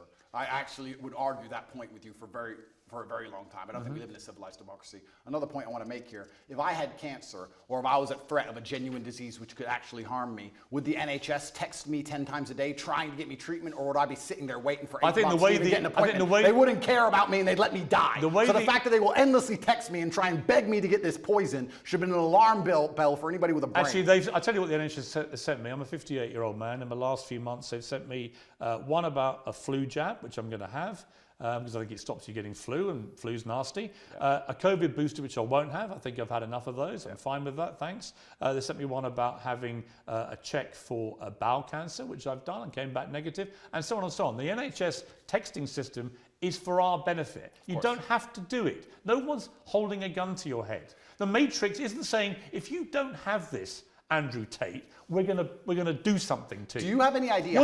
You've not been treated in Romania by their system because of anything to do with COVID vaccines. And your attempt to try and persuade people that that's the case is ridiculous, and you know it's ridiculous. Do you have any idea how difficult it was to remain unvaccinated, Piers? Let me tell you from somebody who was unvaccinated and traveled the world. Do you have any idea how difficult that was actually to do? Yes, because countries have border controls. No, because they tried to force everybody. So to sit and say they weren't trying to force, you know what they did?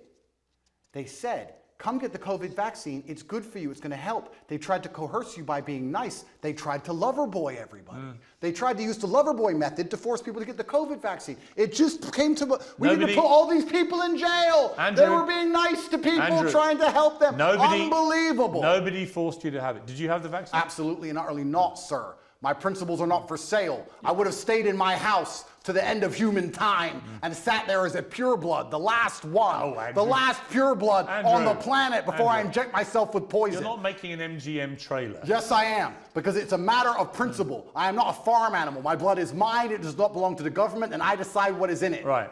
All right, so you have a polio vaccine, but not a COVID one. So your brilliant brain has determined that you know more about the medicinal and scientific benefits of individual vaccines. And the polio one, you decided with your brilliant brain, well, have that. But even though a lot of people, by the way, have had side effects to polio vaccines, did you know that? Yes, correct. Is that the Matrix doing that? No, I didn't say the Matrix gave them the side effect. I've just told you all the reasons I didn't get the vaccine. I've already described it at length. But you work out with your brilliant mind which vaccines to have? Correct. Okay. Correct. Okay. You realize you can join my email list on CobraTate.com. You can sign up for free, and I'll tell you which vaccines you should I wouldn't come to you for vaccine advice. Why, Andrew? Because you have zero experience. I didn't get the COVID one. Advice. I obviously did pretty good. I avoided the poison shot while everyone else got it, so I'm actually pretty proud with my track record. What happens if you're found guilty of the things you're charged with? Well, then I'm going to have to go to jail, I assume. What's the maximum sentence you could get? I don't know. Yes, you do. I actually genuinely don't. You've never asked your lawyers? It can be between 3 to 8 years, I think. So you do know? I don't know the maximum. But if you were to serve 8 years, having served 3 months and know how bad that was, could you cope with that in a Romanian jail? Interesting question.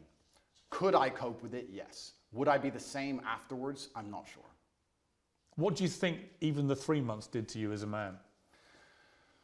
Well, it was a fantastic test from God to make sure I am the man I say I am, because I think there's a lot of people who speak about masculine excellence who are not the men they say they are. When trouble appears, you often learn that they are nothing but postures. I had nightmares for a very long time. I couldn't sleep. I struggled with certain things. I would check my bed sheets every single night for cockroaches religiously. I had a problem with that. But I never turned to therapy. I never turned to drugs. I understood that all of these things are from God and they're given to me so that I can become a stronger version of myself. And I welcomed them all and I embraced them all. And now that I'm a better, not completely, but almost better, part of me actually misses my nightmares, Piers. Part of me misses training all night. I didn't sleep for weeks, months. You said you didn't have nightmares? No, I had nightmares. I said I didn't have nightmares in jail. When I left, I did. And I kind of miss it because I had so much time in the day to get things done. And now I'm sleeping a full 6 hours. I feel a little bit lazy. So perhaps I need another test from God. And if God decides, Allah is the best of planners, if he decides I need 8 years in jail, then I will embrace those 8 years in jail and do my absolute best to come out as the most formidable version of myself. Have you felt suicidal at all in the last year? I don't believe in suicide. It's haram. I know, you said that before, but did you feel like you may want to end it all? I would never kill myself under any circumstances. So the day they put that on the news, when they finally take me out, you can know it's a lie. It's haram. I would never kill myself. Lock me in that cell for the rest of my life. I would never kill myself. While you're under house arrest, you tweeted this: avoid women who go to festivals. They're either on some loser's table who's feeding them cocaine or in a crowd of sweaty peasants because they're a sweaty peasant. Endless Instagram stories screaming and having fun to prove to the world they're worthless. Hard pass, festy hoes. Correct. I tweeted that, yes. Again, why would you categorize all women who go to festivals in such an unpleasant way? I actually categorized all men who went to festivals also. Did you read that tweet? Why are you gendering the argument? I think all people who go to festivals are stupid. It is peasantry. I've never been to a festival in my life. I'm not going to stand there and scream and jump up and down for some other human like he's God. I think the whole thing is embarrassing, all of it from head to toe. It's all sweaty peasantry and it's all just drug-fueled insanity. So why are you gendering the argument when I insult the women who go to festivals and also the men who go to festivals, because all of it is peasantry head to toe, and I do not regret it. All festivals are peasantry. Anybody who goes, I do not associate with. I've never been to one in my life. I never will. So if you've never been to one, how do you know what they're like? I can see enough. I've seen the sweaty bodies bumping into each other, Never been to high one. on ketamine, pretending that the song they heard on the radio at home is now more fantastic because they're listening to it from a loudspeaker. I get it, but it's embarrassing. But to be clear, you've never been to one. Correct. My infinite brain that understands vaccines perfectly we've also established understands. we have established your brain is unique. Correct. You tweeted the picture of Amanda Holden, very good friend of mine. It's a very harmless picture. She's in a bikini on holiday under a rain shower. looking extraordinarily beautiful. In a sexual pose. And you tweeted, "You are a wife and a mother and you're far past a teenager. There's no need for this post." Agreed. Again, it's just misogynist to say that. It's not misogynistic. Why can't a woman of her age, she just turned 50, why can't a woman of that age actually show off her beautiful body in a nice bikini like that? What's wrong with that? You can call me crazy. You can call me misogynistic, but I think once you reach the ripe age of 50, any woman should not be interested in thirst trapping on Instagram. I think she has bigger responsibilities. I'm sure she's a very intelligent lady and she's done amazing things. She's famous. She's obviously very capable. And I think she could do things more interesting than standing around trying to thirst trap on Instagram like she's 18. Because I think she's above it. I wasn't insulting her. I was reminding her that she's actually such a fantastic person. She's done such amazing things in her life and she's so achieved that she's actually above thirst trapping. I was reminding her of her worth because as a feminist, we're all feminists here, right? We all believe in women empowerment. I'm reminding her of her worth. Are you a feminist? Sure. Well, you're not though, are you? I believe in feminine empowerment, and I think feminine empowerment is in... Yes, I do. And feminine empowerment is in modesty. Modesty is empowering for females. You only believe in... Taking your clothes off for men on Instagram is not empowering. It's empowering when you say, no man but my husband can see my body. That is female empowerment. And I was reminding her of that. I was reminding her of her ripe age and her intellect. And there is no need for that. How old are you now? I am 36. 36 years old. Correct. At what point will your antics, chugging your cigars in your ripped body, in your compound with your security and your Bugattis, at what age does that become a thirst trap? I don't know if that ever stops being a thirst trap. Because so it's fine for you. Once again, one rule for the man, another rule for the woman. Well, it's interesting because I've never heard this argument before, but I'm extremely intelligent. And I've already deciphered how this is going to go from head to toe. It's called, I guess we can look at peacocks, right? The male peacock, he shows, look who I am. Look what I can do. Look at my achievement. Look at my beautiful feathers. And I guess you could call it peacocking to a degree. I'm showing the world. I'm extremely physically capable. Yes, that's correct. I'm extremely financially successful. But you stripping off for Instagram is fine. It's not stripping off for Instagram. I'm boxing. When you box, you have no top on. You do it all the time with your cigar and you're showing off your ripped body. That's fine for you. But if Amanda Holden dares do it, that is apparently thirst trapping. I think me boxing with no shirt on is different than a 50-year-old woman posting. You don't just box. I've seen you doing ones where you wander around all moody with your cigar and you're topless and stuff. So fine for you. Are you a fan, Piers? No, I just think it's thirst trap. Do you? Yeah. Well, I don't do that. Perhaps it's successful. Maybe you should start. Perhaps it's successful because I do have a lot of female fans out there in the world, and they pretend I'm a misogynist, but it turns out that 85% of women on the planet seem to agree with me. Every single woman I've ever met in real life agrees with me. I have no female hate at all. I've never had negative interaction with women ever. Yes, you have. With who? Well, what about the BBC journalist that came to your compound?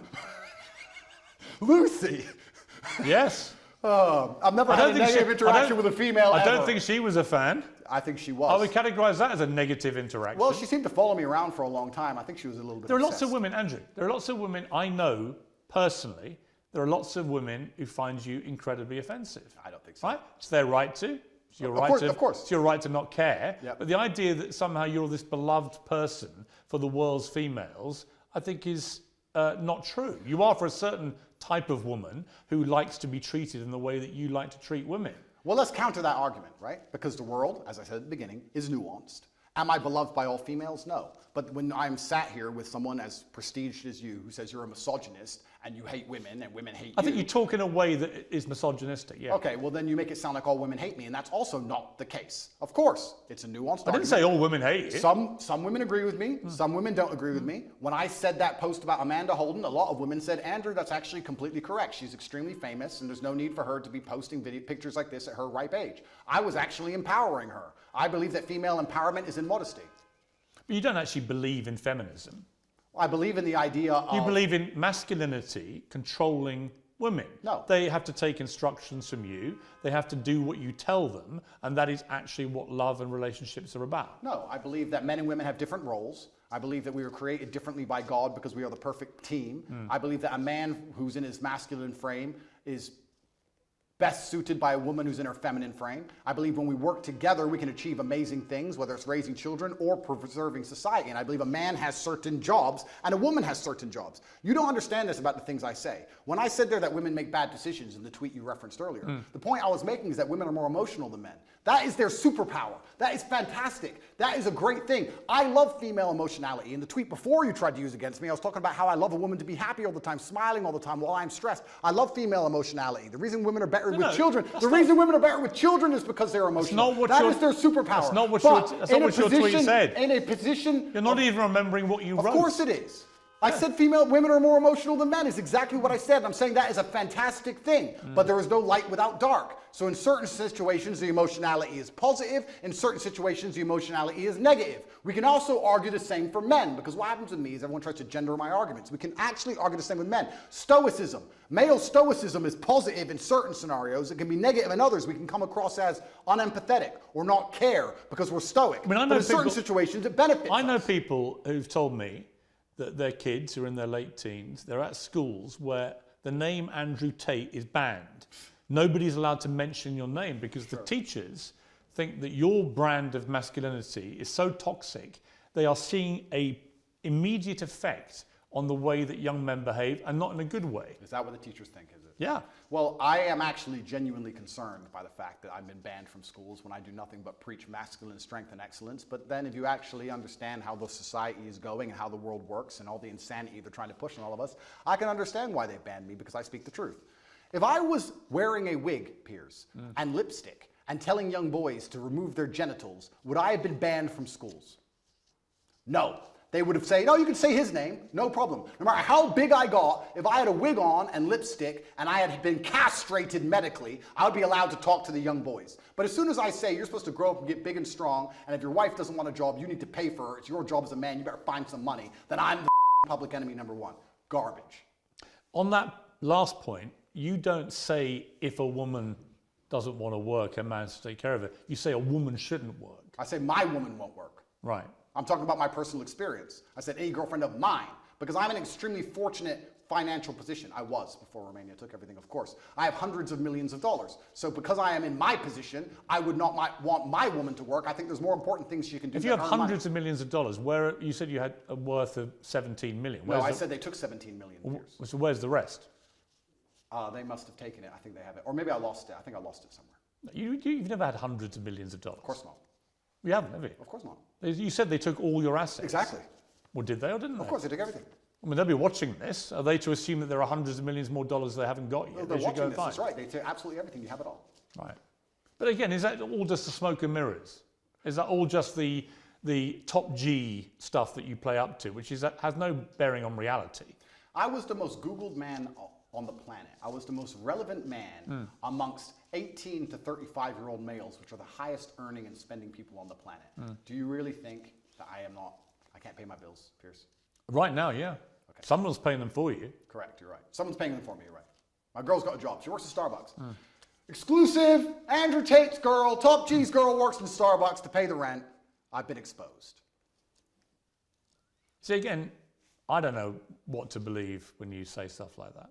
Well, I'm telling you, my friend, that the Romanian state... I think you deployed deliberate smoke and mirrors because you think it plays up to the brand. Romanian state have taken all of my money and I'm just, getting by. That's what's happened. Do you worry about your impact on young men? I think that... Because like I said, I'll be completely honest. I think a lot of what you say, they should be hearing. Yep. And I've tangible proof every day when I walk around that they are listening to everything you say. Yep. But there is other stuff you say where I don't want my sons, especially in that impressionable late teenage, to be listening to that. Correct. And that's a very... And I don't want my daughter to grow up and think that actually her only success in life will come if she's at home as some kind of servant to her man.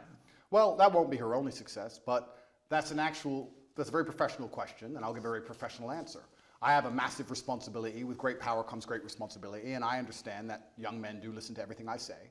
I do think I say good things, but you also made a very pertinent point there. You talked about the impressionable age of a teenager, and it's very easy for a teenager with their hormones and their lack of life experience to take the things I say and weaponize them and use them in the incorrect context. However, that is not my fault. You could argue that 16 and 17-year-olds can look at anything on the internet and misunderstand it. You could argue that all of this transgender garbage and all of these rappers talking about killing each other and all these drill artists talking about stabbing their enemies could be misunderstood by a 16-year-old. I agree.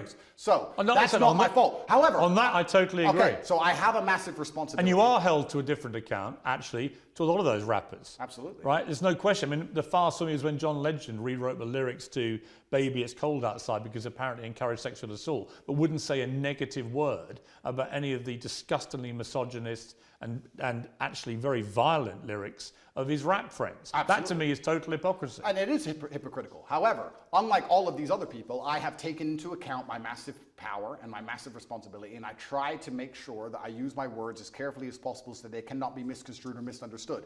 Can I make sure that no teenager on the planet who listens to me ever misunderstands me ever? No, I can't do that, but I am doing my very best. What do I actually talk about? What do I actually say? What I do is I come along, and let me give you the broad overview of my message. You're a man, so your life sucks. It's always going to suck, and it's going to be pain. You're going to do nothing but suffer. You're going to suffer as a nobody, or you're going to suffer the pain it takes to become Actually, great. most men don't have that. But you're going to suffer as a nobody, because trust me, nobody suffer. Or you're going to suffer the pain it takes to become great. Life is not supposed to be a happy picnic. You're supposed to get up, work hard, dedicate yourself, get strong, get rich, go through whatever it takes to become somebody of significance. That's my overall message, I believe it's a positive. You haven't got to get rich to be happy. No. In fact, most of the super rich people I know in life are incredibly unhappy. Really? So you're setting a kind of false dream. Well, a lot of rich people are miserable. Have you ever seen a rich person give and a their lot of money people away? who have very little money can be very happy. Have you ever seen a rich person give their money away? Yes, of course. Okay, do you give all your money away? Will that make you happier, Piers? I don't. Do you want the Romanian state to take it all? I didn't smile that day. And let me tell you that the reason I tell about men to become financially successful is for two reasons. One, because you have a job as a man to protect and provide, and you can do neither of those things if you are broke. That's the first reason. And the second reason I actually preach to young men to become as financially successful as possible is a greater, broader reason. And I believe we've entered a very interesting stage in humanity where the matrix is finally cracked. 3 or 4 years ago, there were certain narratives you could not talk against. But with Elon Musk owning X, and now we have Rumble, we have a lot more information on the internet, people are starting to tell the truth about many different subjects. There's a whole bunch of them we can name. And I like the idea of people who are free thinking with a free mind, who are not matrix controlled, making as much money as possible because it takes money to win wars, and I want these people to be financially successful. That's why I tell all of my fans who believe in me to become as rich as possible, because they understand that everything the government does is lie to them. And we need finance. You use the word truth there. I don't think it's necessarily that people want to promote truth. They want to promote their opinions. Often people's opinions on facts can be very different. People can take the same set of facts to different opinions. Doesn't mean it's the truth, right? Well, that's true. But I don't believe in this my truth crap, right? Neither do I. But there are facts which have to be accepted. And you can have an opinion about them. You and I can disagree about all sorts of opinions, but actually not facts. Okay, but I can argue this point where the matrix comes out with a fact, and all the opinions countering that fact are censored and they are destroyed, then that fact becomes de facto truth because it's the only version of reality which exists to be ingested by the mind. So you still need varying opinions on all public. Do you think that what you... let's put it this way. Sure. You would have relationships with women and encourage them to take part in webcam sexual stuff? No. Well, actually, yes. Why are we going back to this? Because there's one question I want to ask you about it, right? And both sides made a lot of money, right? Okay. And in most cases, because they haven't complained in most cases, you would assume it was a mutually beneficial transactional relationship, right? I can assume that because thousands of women have been through this and most of them haven't come forward and complained about the way they were treated. It was transactional. But was it moral? Do you think what you've been making money from, park the illegality aspect to one side, do you feel it was moral? 10 years ago, I helped women promote their profiles on the internet. Correct. 10 years ago. Firstly, I have not been involved with it for 7 years. It's not how I make money. I haven't touched it for a very long time. 7 years is a long time. But you made a lot of money from it. I made some money from it a long time ago. How much? Some money. I can't even remember. Millions? Millions? Perhaps. Millions. You made millions of pounds. A long time ago. Well, hang on. It's important. You made millions of pounds from sexual webcam activity where you and the woman doing the webcams would make money. You accept that? No. What I did is... Well, that is how you made money. No. A long time ago, and I talked about this at length on many different podcasts, and I don't hide it. I said a long time ago, 10 years ago, I helped women with the tax side and the technical side and the promotion of their profiles. Well, they work for you. The promotion of their profiles on certain websites. And I said about this, and I said I haven't been involved with it for 7 years. The only reason this is even coming up again is because I'm monumentally famous, because nobody cares. We're in Bucharest. Well, no, it's not. Piers, we're in Bucharest, Romania. Do you understand that there is a video chat studio with girls talking to men online right there, outside that window? I'm sure. In fact, there's about 10 or 15,000 women in this city who do that job now. And the fact that I had I dipped my toe in it 10 years ago isn't even significant. I'm only asking if you think it's moral. Do I think it's moral? Because you speak in such a morally self-righteous way now. do you think that that was moral? Well, I wasn't religious back then, but let me sit and analyze. Because you're now, you converted to Islam. Yeah, correct. You're a Muslim. Correct. They have, a code Correct. of behavior. Do you think that that fell short of I that have to code? answer as a professional. And as a professional, I would say, judging by my current code, no, I do not think that women being naked on the internet is moral. However, there is... So you made money immorally. You can admit that. It's nuanced like all things, Piers. At the time I was atheistic. I know that some of my girls talked men away from suicide. A lot of men are ridiculously lonely. I would also say a lot of the lessons I know about men and how they think and how lonely and sad they can be and how difficult life is as a man actually came from that era, because I saw a lot of very successful men with a wife and with kids and with money pouring their heart out to some 20-year-old they never met about how sad they were. I learned a lot about the world, and I know that a lot of suicide was prevented, and I made a lot of women millionaires. But would I do it now? No. However, I'm in a very different situation now. I'm a different person. I'm religious. I'm also extremely financially successful. Please understand, Piers, I come from Marsh Farm, Luton. I came from one of the worst areas inside of the UK. I could have stabbed someone. All of my friends were breaking into cars, breaking into houses. Most of my friends were in jail. What did I do? I promoted accounts on the internet. You made money. Didn't sell crack. Didn't sell drugs, didn't rob anyone, didn't shoot anyone, and now, because I am successful, I'm going to be held to this moral standard by people who grew up in fancy homes with white picket fences and went to private schools. Well, no, actually... I am from Marsh Farm, Luton, and the biggest crime I committed was completely legally promoting internet profiles. Right. There are people around me who did far Actually, you're worse only going to be held for far less. No, you're only going to be held to the standard of the religion you've converted to, which you've already When you take said... the Shahada, all your former sins which you've are already erased. said would look at that as immoral. When you take the Shahada, all of your former sins are erased, and I actually encourage you to find the light and convert to Islam. Andrew Tate, thank you very much. Thank you, sir.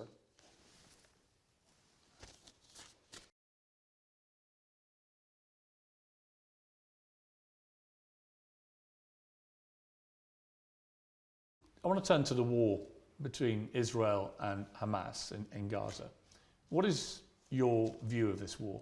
I think when you call it a war, you're doing a disservice to the people who are having their limbs blown off by some of the most advanced technical weaponry on the planet. It is a genocide, and it is disgusting. And it doesn't matter which side of the political spectrum you fall on. When you observe a genocide in front of your very eyes, you should be disgusted. Which side is waging genocide? The Israelis are genociding the Palestinians, and you know it as well as everybody else does. I don't know that. Well, then it seems like your bosses are not allowing you to know it. What perhaps. do you think of what Hamas did on October the 7th? Why are you starting the story in the middle, Piers? Didn't. I just asked you about the wider war.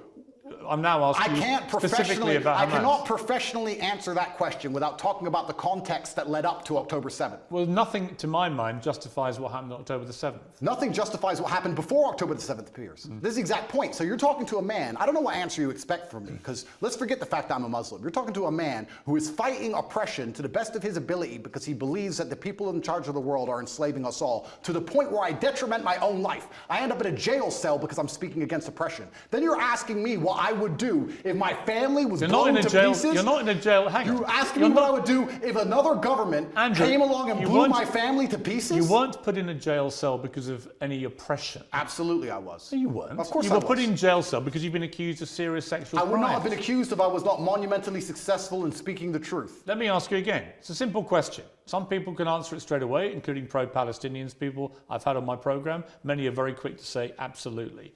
Do you believe Hamas are a terror organization? And that's a very interesting question, but I think you're peddling asininities. Well, just answer the question. Can somebody do me a favor? Google asininities and find out if it's a word. I know what it means. If it's not, make sure it's added to Webster on Top G's orders. Okay. Just, are they a terror group? You're peddling asininities because I'll tell you why, Piers. Let me answer the question. No, I'm not. Of course you are. It's a simple question. That's like me asking... I'll tell you why I asked. Because the UK, where you were born, prescribes Hamas as a terror organization. They also prescribe me as dangerous to children in schools. Let me explain something to you, Piers. You're not prescribed as that. If I were to sit here and say, is stealing wrong? And you'd say yes, and I go, but what if the person stealing is trying to feed their family, and if they don't, their family are going to die? Is it still wrong? You're trying to take a very nuanced and complicated argument and reduce it down to one sentence, which is failure. You're trying to equate stealing with a mob of terrorists breaking over a border, going to peaceful... Is that what Israel did? Wait a minute. A mob of terrorists breaking over a border and killing people. Is that what Israel did? Going through a border on October the 7th. Oh, October the 7th. Massacring young people at a festival, massacring families in their homes in a kibbutz, setting fire to them, cutting their heads off, killing babies. Oh, killing 40 babies. That was true. Well, fine. Were the babies vaccinated? Why are you being flippant? I'm not being flippant. The point I am I making... don't find that funny. No, but the point I am making is that the media lies, firstly. Secondly... I can ask you about different things at the same time, right? Sure. So I'm asking you, first of all, specifically, what is your reaction to what happened on October the 7th? Sure. I'll answer the question professionally. I do not condone the loss of human life on either side. I think anybody doing anything which directly damages civilians is disgusting and abhorrent. However, I would be an amateur if I could not sit and pretend I do not understand the motivations behind either side. This is not even me taking a side. I understand why Israel is doing what it's doing. I understand why Palestine is doing what it is doing. However, I still call the Israeli actions absolutely abhorrent and genocidal. Okay, we're going to come to Israel's actions, I promise you. We will ask that question specifically. But in terms of what Hamas did on October the 7th, do you accept that was an act of terrorism? It's an interesting question because once It's not again, really. It is. It's a very straightforward question. Because you're the person who would have called Nelson Mandela a terrorist while he was still in jail, and one person's terrorist is another person's freedom fighter. I wouldn't have For me to called him answer that. the question, yes, you would have. For me to answer the question, I have to be very professional, Piers. For me to sit on the outside in Romania with no personal involvement in Israel-Palestine, it's easy for me to say yes, it was an act of terror. However, if I was in Gaza, if I was in an open-air prison, if my family had been annihilated by bombs from the sky, if everybody I knew had suffered the loss of a loved one, if I had no chance of any kind of freedom or democracy or standard of life, would I believe it was an act of terror, or would I believe it's an act of resistance against oppression? You have to be very careful how you answer these questions. So what do you think? I think I understand what happens when you take people and put them in such an inhumane condition. For anybody to sit and say that you're going to take people and put them in absolutely inhumane conditions and give them no standard of life, and they're not allowed to ever fight back, or they are terrorists. But I can agree with you. Anyone who does that is an amateur. I can agree with you that the plight of the Palestinians for many decades has been absolutely shameful. So what did we think was going to happen, Piers? No, nothing justifies what happened on October the 7th. So what are they supposed to do? Nothing. So what are they supposed to do? That was an act of medieval barbaric terrorism. Nothing justifies it. Did they suffer acts of medieval? Did they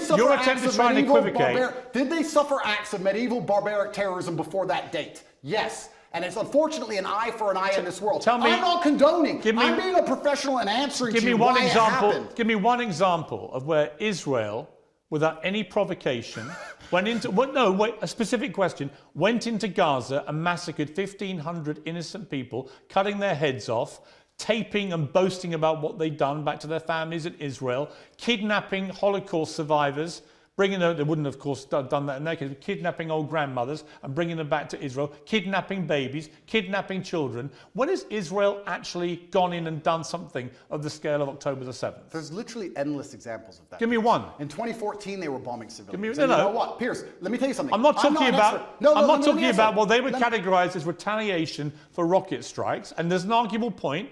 As there is, for example, I'm vehemently against the expansion of the settlements on the West Bank. I think there are legitimate questions about the proportionality of Israel's response here. Yeah, but in terms of what Hamas perpetrated on October the 7th, there is no instance of Israel doing that to the people of Gaza. And you have to accept that. If you don't accept that, you're either deluded or you're deliberately not wanting to say the obvious, which is that was an act of terrorism, because you're concerned about upsetting people in Palestine. Is that the case? Let me go back to my first point when I said you're peddling asininities. The reason I said that is because to look at a situation, no matter how heinous, and to ignore all of the context and pretend that you do not understand why said situation happened Nothing justifies terrorism on that scale. Nothing. Is asinine. No, it's not. Because it's not about justification. Let me tell you why. Piers, it's not about justification. Let me tell you, it's about understanding the realities of the world. Let me tell you the reality of the world. Hamas came to power in 2005. Hamas's initial founding charter made it clear that they are for the eradication of Israel. And on October the 7th, they proved what that means is they will kill every Jew they can get their hands on. They are an existential threat to people in Israel and to Jewish people. And that is, I'm afraid, the purest personification of a terror group. I also think by doing what they did, as they have done since 2005, they weren't representing innocent Palestinian people in Gaza. Who are suffering now. They knew, yes, but Hamas knew when they did what they did that Israel would respond the way they did and that thousands of innocent Palestinians would get killed. They knew that, and they still did it. So my question for you is, why can't you, which is my position on this, is very straightforward. What Hamas did was an act of terror. an absolutely despicable act of terror and should be called exactly what it is. And they are now demonstrably a terrorist group. That is why they were rightly prescribed that by the UK and America and other countries. And to try and pretend they're not makes you sound like Jeremy Corbyn. And I can't think of a worse insult to throw at you, right? So I don't think me and Corbyn agree on that. But I also think there are legitimate questions to come about the way Israel's responded. We can come to that. But I just want to ask you one more time. Is what Hamas did on October the 7th an act of terrorism? I think, Piers, it is peddling asininities for you to pretend that enslaving So you sound people... like Jeremy Corbyn now. No, let me answer the question. 15 times he refused to answer the question. Let me answer the question. You're now up I'm to not about... refusing. You're now about 3 or 4. If you look... Are they a terror group or not?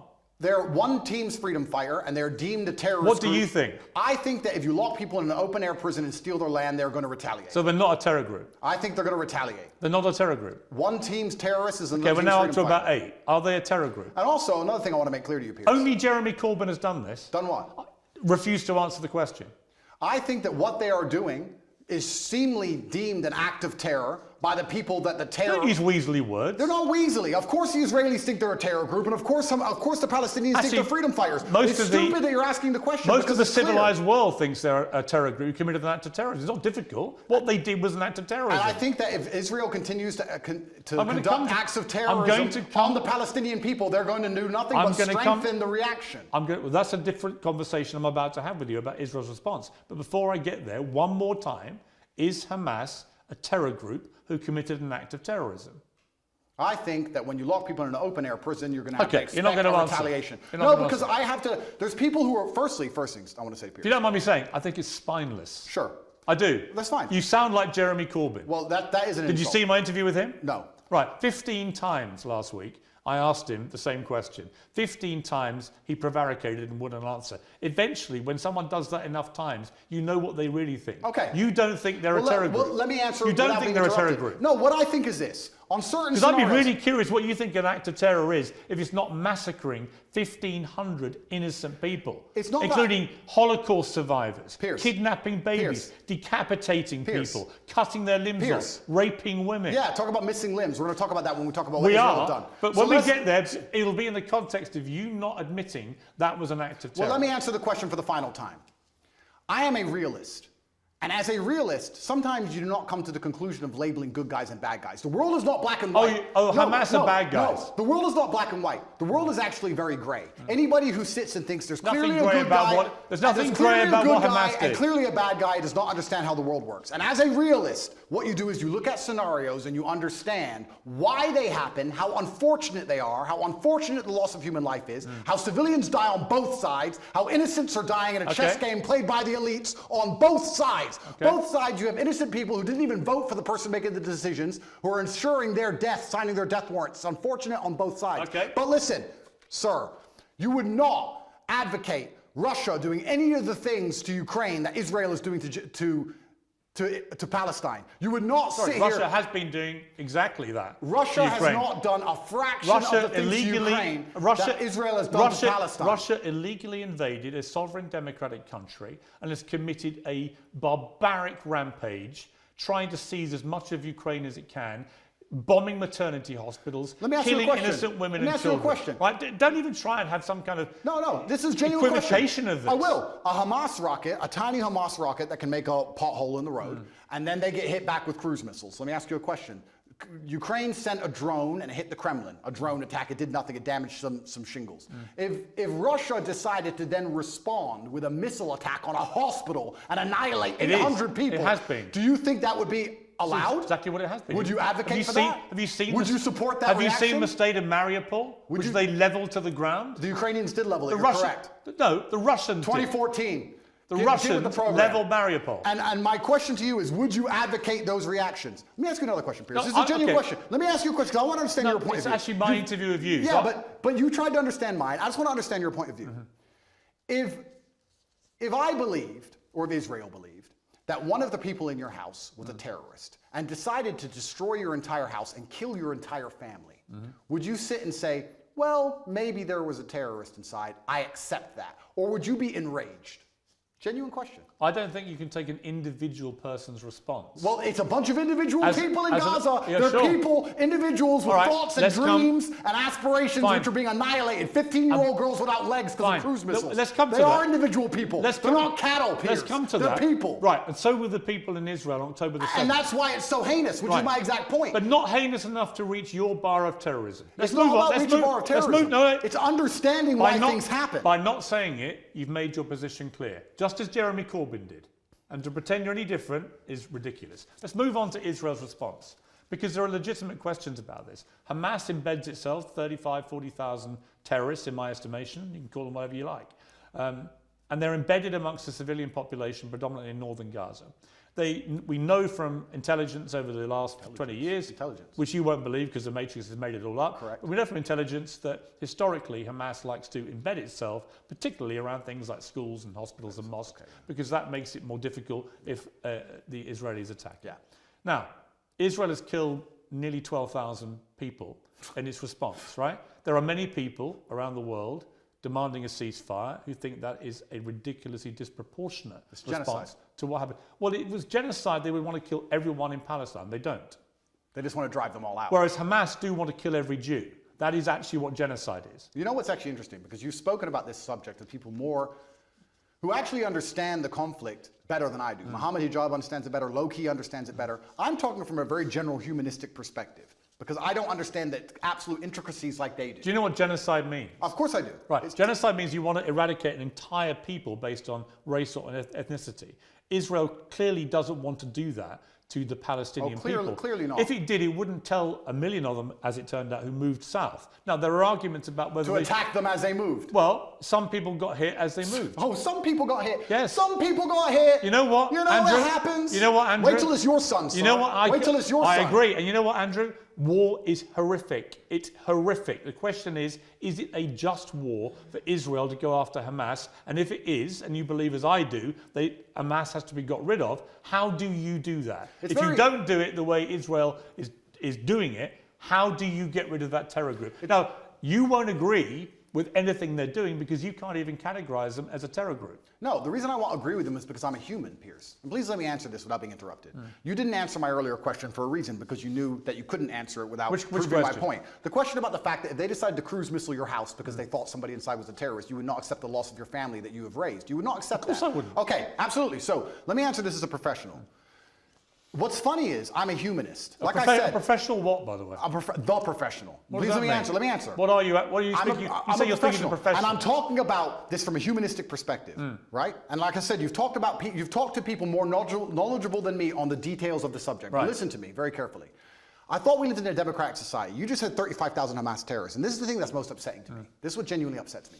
Israel intelligence will say a guy's a Hamas terrorist. Has that guy gone to a court of law? Has there been a democratic process? Has he been proven to be a terrorist? No. They've just decided from their intelligence that couldn't see an invasion coming from hundreds of miles away. So this intelligence is actually it's not great. No. So they've decided this person might be in intelligence without court case, without any kind of democratic process, and because of that, they've decided to annihilate civilians along with him, and it's all just collateral damage, and nobody should care. That is not a humanistic perspective, and that is disgusting. And any person in the West who is advocating for that is a hypocrite. Because if it was turned on them, if the American government said, we think the person in your shopping mall, one of the people you were shopping alongside in the mall, might have committed a crime. We didn't take them to court. We think they might have, so we killed your whole family. Get over it. So the last time is a clown and a hypocrite. So the last time, what do you expect full-grown men to do? I'm about to respond. What do you expect full-grown men to do when you kill all of their families and leave them locked in an open-air prison? Let me respond. The last time that Jewish people faced an existential threat was in World War II. And the Nazis, who wanted to take over the world and kill every Jewish person, the Nazis were ultimately defeated by Winston Churchill leading the Allies.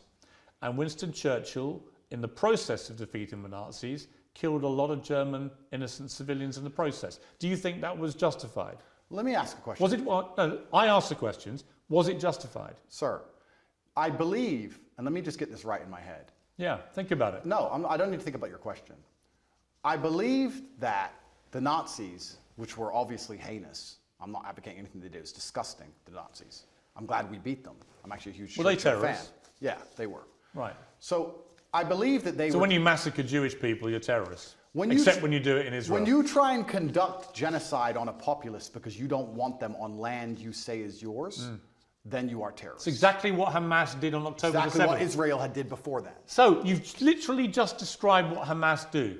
You just described what Israel do. They're trying to genocide the Palestinians as we speak. And this is the exact point. So Israel... No, but to sit here... Well, hang on, so you think Israel are terrorists? I think that what they're doing now is disproportionate and genocidal. Is it terrorism? It's genocidal, so I guess that makes it terrorism. It's right, genocidal. so they're terrorists for responding to an act of terror, but the people who committed the act of terror are not terrorists. The way in which they're responding... You see the problem in that argument? No.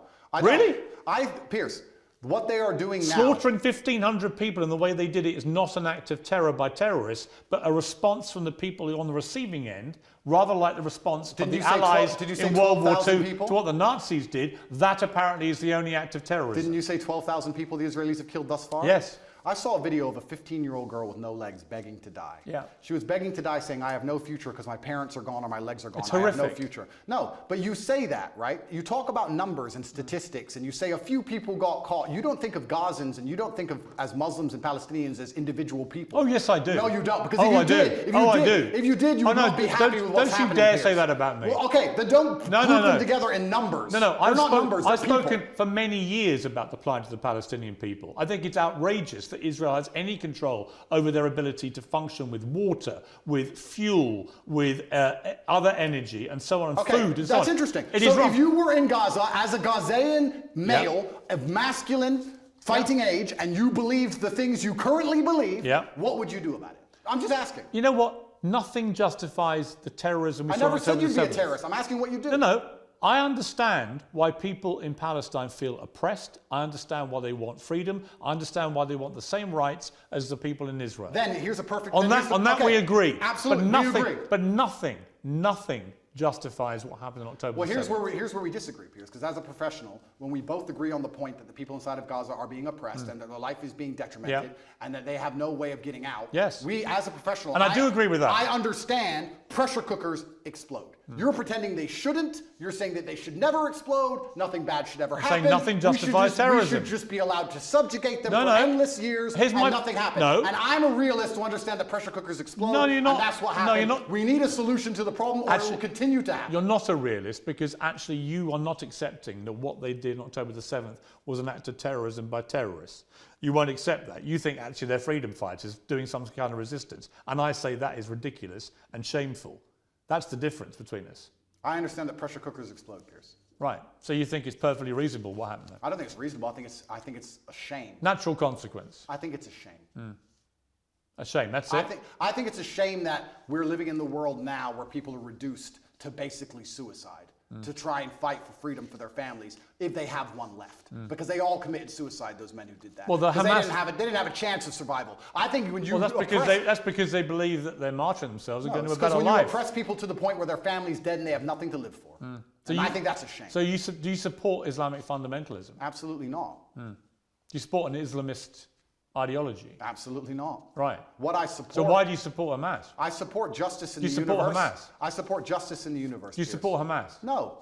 You don't? Well, I don't know the ins and outs of Hamas's creed. I have to be very honest. Well, you know what they did on October the 7th. Do you support them? I understand why that happened, and I'm saying it's a shame. But you won't denounce them. I say it's a shame. Will you condemn them? I can't sit here and condemn the obvious outcome of consequence. Really? How can I condemn? You can't condemn Hamas for what they did. Well, we know what's going to happen, and we need a solution. So you're very quick to condemn Israel's response, but you won't condemn the terror attack which prompted it. No, I'll tell you why. Even though Hamas knew by doing what they were doing, that would be the response. Do you think they knew that?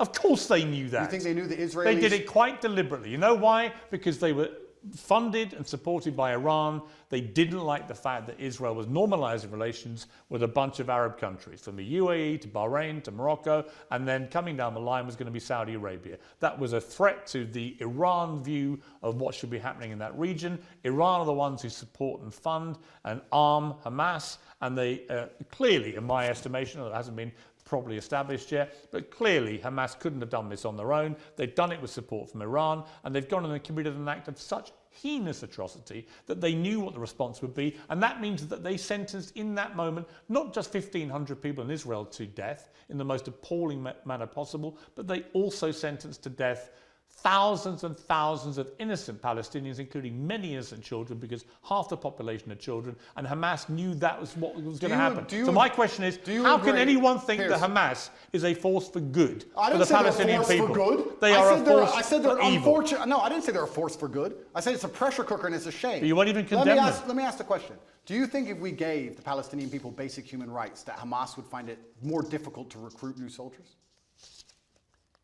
I think probably. Probably if we treat them like humans, this won't happen. So we agree and let's move on. I think there's a real danger in the scale of Israel's response that you radicalize a whole new generation of Palestinians. I think that's a real danger. So perhaps, by the way, I've said that. We can agree on that. So perhaps it was Israel's actions before October 7th that radicalized the soldiers who invaded. So you agree with me. So let's move on. No, I don't. No, nothing justifies what they did. Let me ask you about the reaction that you've had from certain people who I think at one stage you had a good relationship with. Sure. One is Jordan Peterson, and the other one Ben Shapiro. Let's talk about Jordan first. Sure. You've had a bit of a to and fro with him, but what is your view of him? I think Jordan and I actually agree on many issues. I think the enemy of my enemy is my friend. I think we have a lot more in common than we have that we disagree on. We have different views of the world on certain things. I think we approach him from different places. He's far more in his mind, whereas I've been more in a physical realm than he does. I have nothing against Jordan. I don't dislike him. I do find it, and I must be honest, a bit disingenuous and hypocritical that he speaks mental strength and then ends up addicted to an antidepressant. I don't think he should ever take antidepressants ever. I've been through worse than what he's been through, and I didn't take a single drug. However, I have nothing against the guy. He says very intelligent things, and I'd be interested to argue with him or discuss or debate with him, but I think we'd actually agree on most points, to be honest with you. I don't think he may be unhappy with somehow how I've lived my life and some things I've done, but we've already discussed the fact that I come from the lowest income area of the UK and most people around me were selling drugs, so at least I didn't do that. So I'm not going to allow somebody who's a professor in a university who's had an easy life come along and tell me how people from the streets should survive. You have to find a way out. Let's get rich or die trying. But I have nothing against the guy. I just think that he's been a bit hypocritical, and then, truthfully, the only time I've been genuinely a bit appalled by any of his actions was the tweet he made on Israel-Palestine when he said, "Give them hell." I know that's an easy thing to say, and it's an expression that people use, and they throw it around flippantly. But I think when you actually wish hell upon other human beings, I think it's a disgusting thing to do, because hell is that 15-year-old girl with no legs and her parents were dead. Well, hell is, you see her crying her eyes out, begging to die, that is hell. And I don't think you should genuinely wish hell on anyone, Israel or Palestinian, anyone. I'm a humanist. I don't want anybody to die. Well, when he was wishing hell on an entire population. He did express regret for the way he phrased it. And he should, because it's disgusting. I've not wished hell on the Israelis. I've not wished hell on the Israeli state. I don't want any Israeli civilian to go through what that 15-year-old Palestinian girl's going through. Not a single one. He said about you, Jordan Peterson, I'm not particularly happy to be grouped with Andrew Tate. I think there are some elements about what he does that are quite reprehensible. I'm sure he has. I don't know everything he says, and he may disagree with some of my points of view. As I said, I have nothing against him. I don't think anything he says is particularly wrong. I think that he's hypocritical because of the antidepressant problem, and I think that the fact he wishes hell on other humans because he gets emotionally involved in a conflict, which within 2 minutes of it sparking off, he's wishing genocide. I think that says a lot about his personality. But overall, when he speaks at length, a lot of the things he says are pretty well thought through and pretty constructive. I have nothing against the guy. Let me turn to Ben Shapiro. He said, let me assure you, as someone who's not pimped women and bragged about it, that morality requires that those who rape women and kidnap women must be eradicated, not negotiated with. He says, on my show, I won't be lectured on morality and toughness by Andrew Tate. His great idea of toughness and morality is pimping women and bragging about it on air, and then trying to quasi-walk it back while simultaneously maintaining many of the same positions and flexing his biceps. Listen, everyone should be able to tweet whatever it is they want. I'm all for an open discourse, even with people who I think are dead wrong on a lot of issues. But Andrew Tate is dead wrong on a lot of these issues. And the particularly ridiculous posturing about being yes, you're very tough when you want people to make peace with terrorists who just murdered their children, very, very tough. What do you say to that? So Ben is a warmonger. Ben has been wrong on basically every single issue you can name. He was with you with the vaccine and every other war. Ben is always calling for other people's young men to go and die in some war. He seems to love it. I don't know if he has short man syndrome, but he's always behind his desk calling about how important it is that big, strong men like me go and die. And the reason he tweeted that and said that is because when Hamas and Israel, very early in the conflict, I think it was 3 days in, were discussing possible peace talks, he tweeted, no, absolutely not, fuck them, kill them all. And I said, Ben, as a man who's done his own fighting, because I've had a life of pain and violence. Listen to me.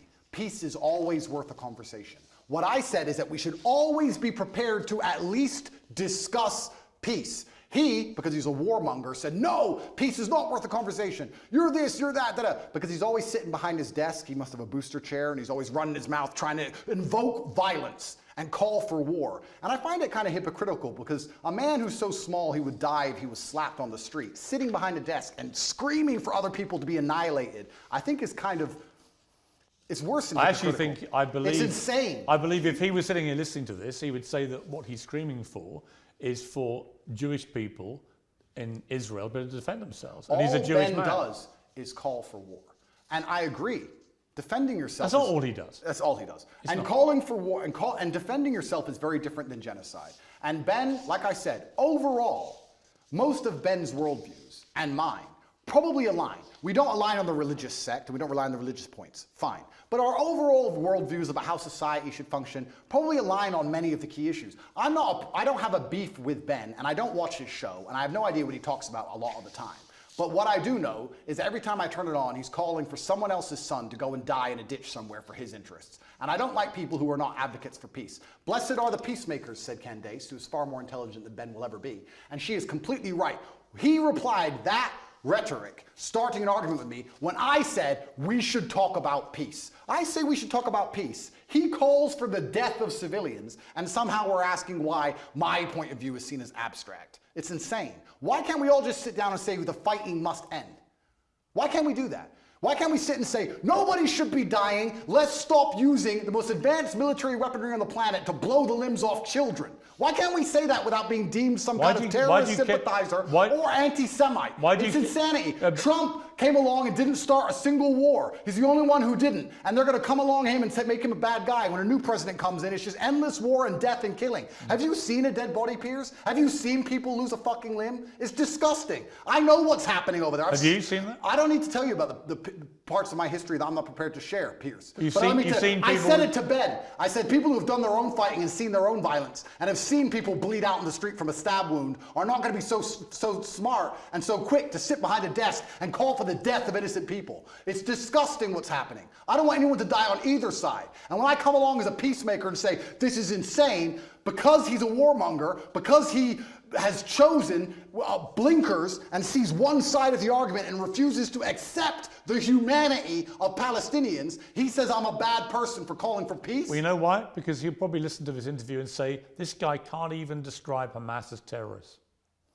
If Ben Shapiro thinks bad of And if you don't think what happened to the people in Israel on October the 7th is an act of terrorism, did I not just say then you are, I want all people then to you stop are just dying? You are just as partisan to one side as you believe Ben Shapiro is to the other. Did I not just say I want all people to stop dying?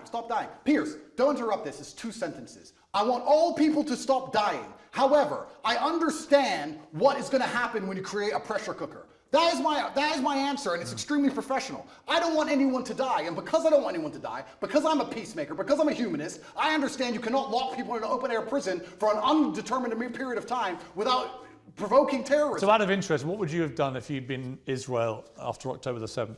That's a really interesting question, and I think there's people who are more qualified than me to answer. Given that Hamas last week said, we're going to try and do the same thing again and again and again, what would you do to defend the people of Israel? Good question.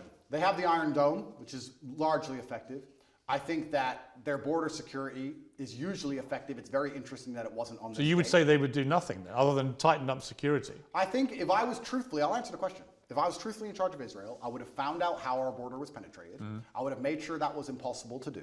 I would have had large conversations and discourse during that period, which would probably take weeks to ensure that my border was impenetrable because we were at no genuine threat of a repeat attack.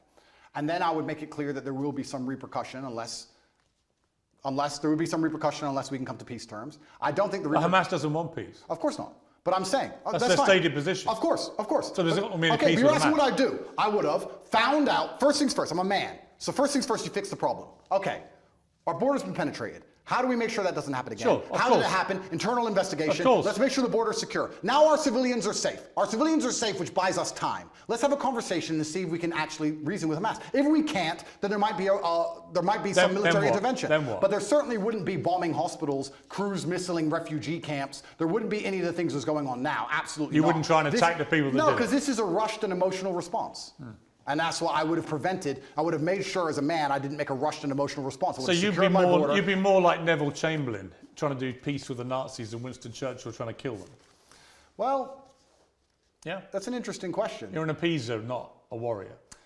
Well, I still think I'm a warrior, but I think that when you're a warrior, you have to be very capable and... Oh, but that's what Neville Chamberlain's view was. We should do peace with the Nazis. You have to be very understanding of your power, and you have to use it responsibly. And just like I said earlier, when I'm trying to be responsible about what I say to the young men of the world, I would understand as Israel, I must be responsible with my massive military might to make sure I don't kill civilians. And I would sit and try and make a measured response, and I'd be a professional, and I would consider them human beings, and I would secure my border and try and come up with a plan better than, oh no, I'm mad, I'm emotional now, let's go kill everyone. I think that's the wrong response. Correct. I don't think that's the right thing to do. We've spent a long time talking. You're going to find out at some stage today or in the next few days whether you're going to get your possessions back. That'll either happen or not happen. But then there's likely to be a trial, and that will determine how you spend the next 10 years of your life, almost certainly, which is a sobering thought for anyone.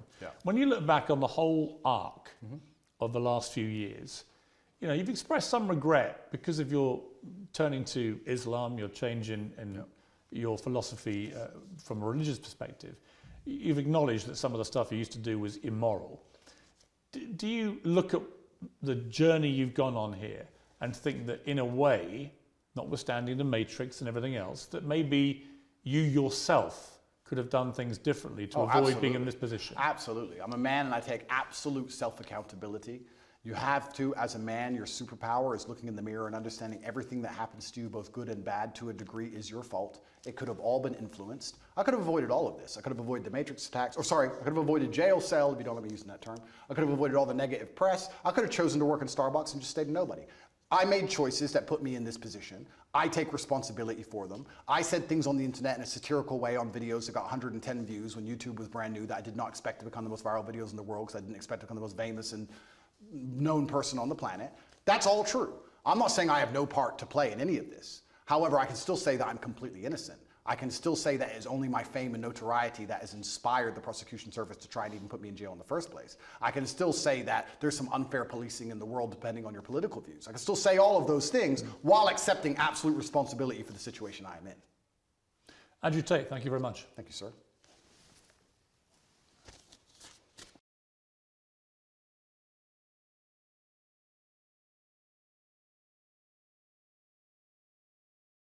Here are 5 tips for living happily. 1. Practice gratitude. Take a moment each day to appreciate the good things in your life. Being thankful for what you have can boost your happiness. 2. Surround yourself with positive people. Spend time with friends and family who uplift you. Positive relationships can bring joy and support to your life. 3. Take care of your health. Exercise regularly, eat nutritious meals, and get enough sleep. A healthy body can lead to a healthy mind and better emotional well-being. 4. Set achievable goals. Have realistic goals and work towards achieving them step by step. Accomplishing personal goals can boost your confidence and happiness. 5. Think positive thoughts.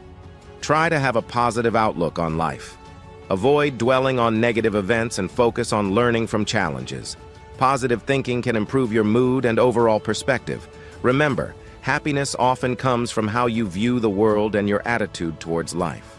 By nurturing positive thoughts and healthy relationships, you can increase your happiness and find more satisfaction in your daily life.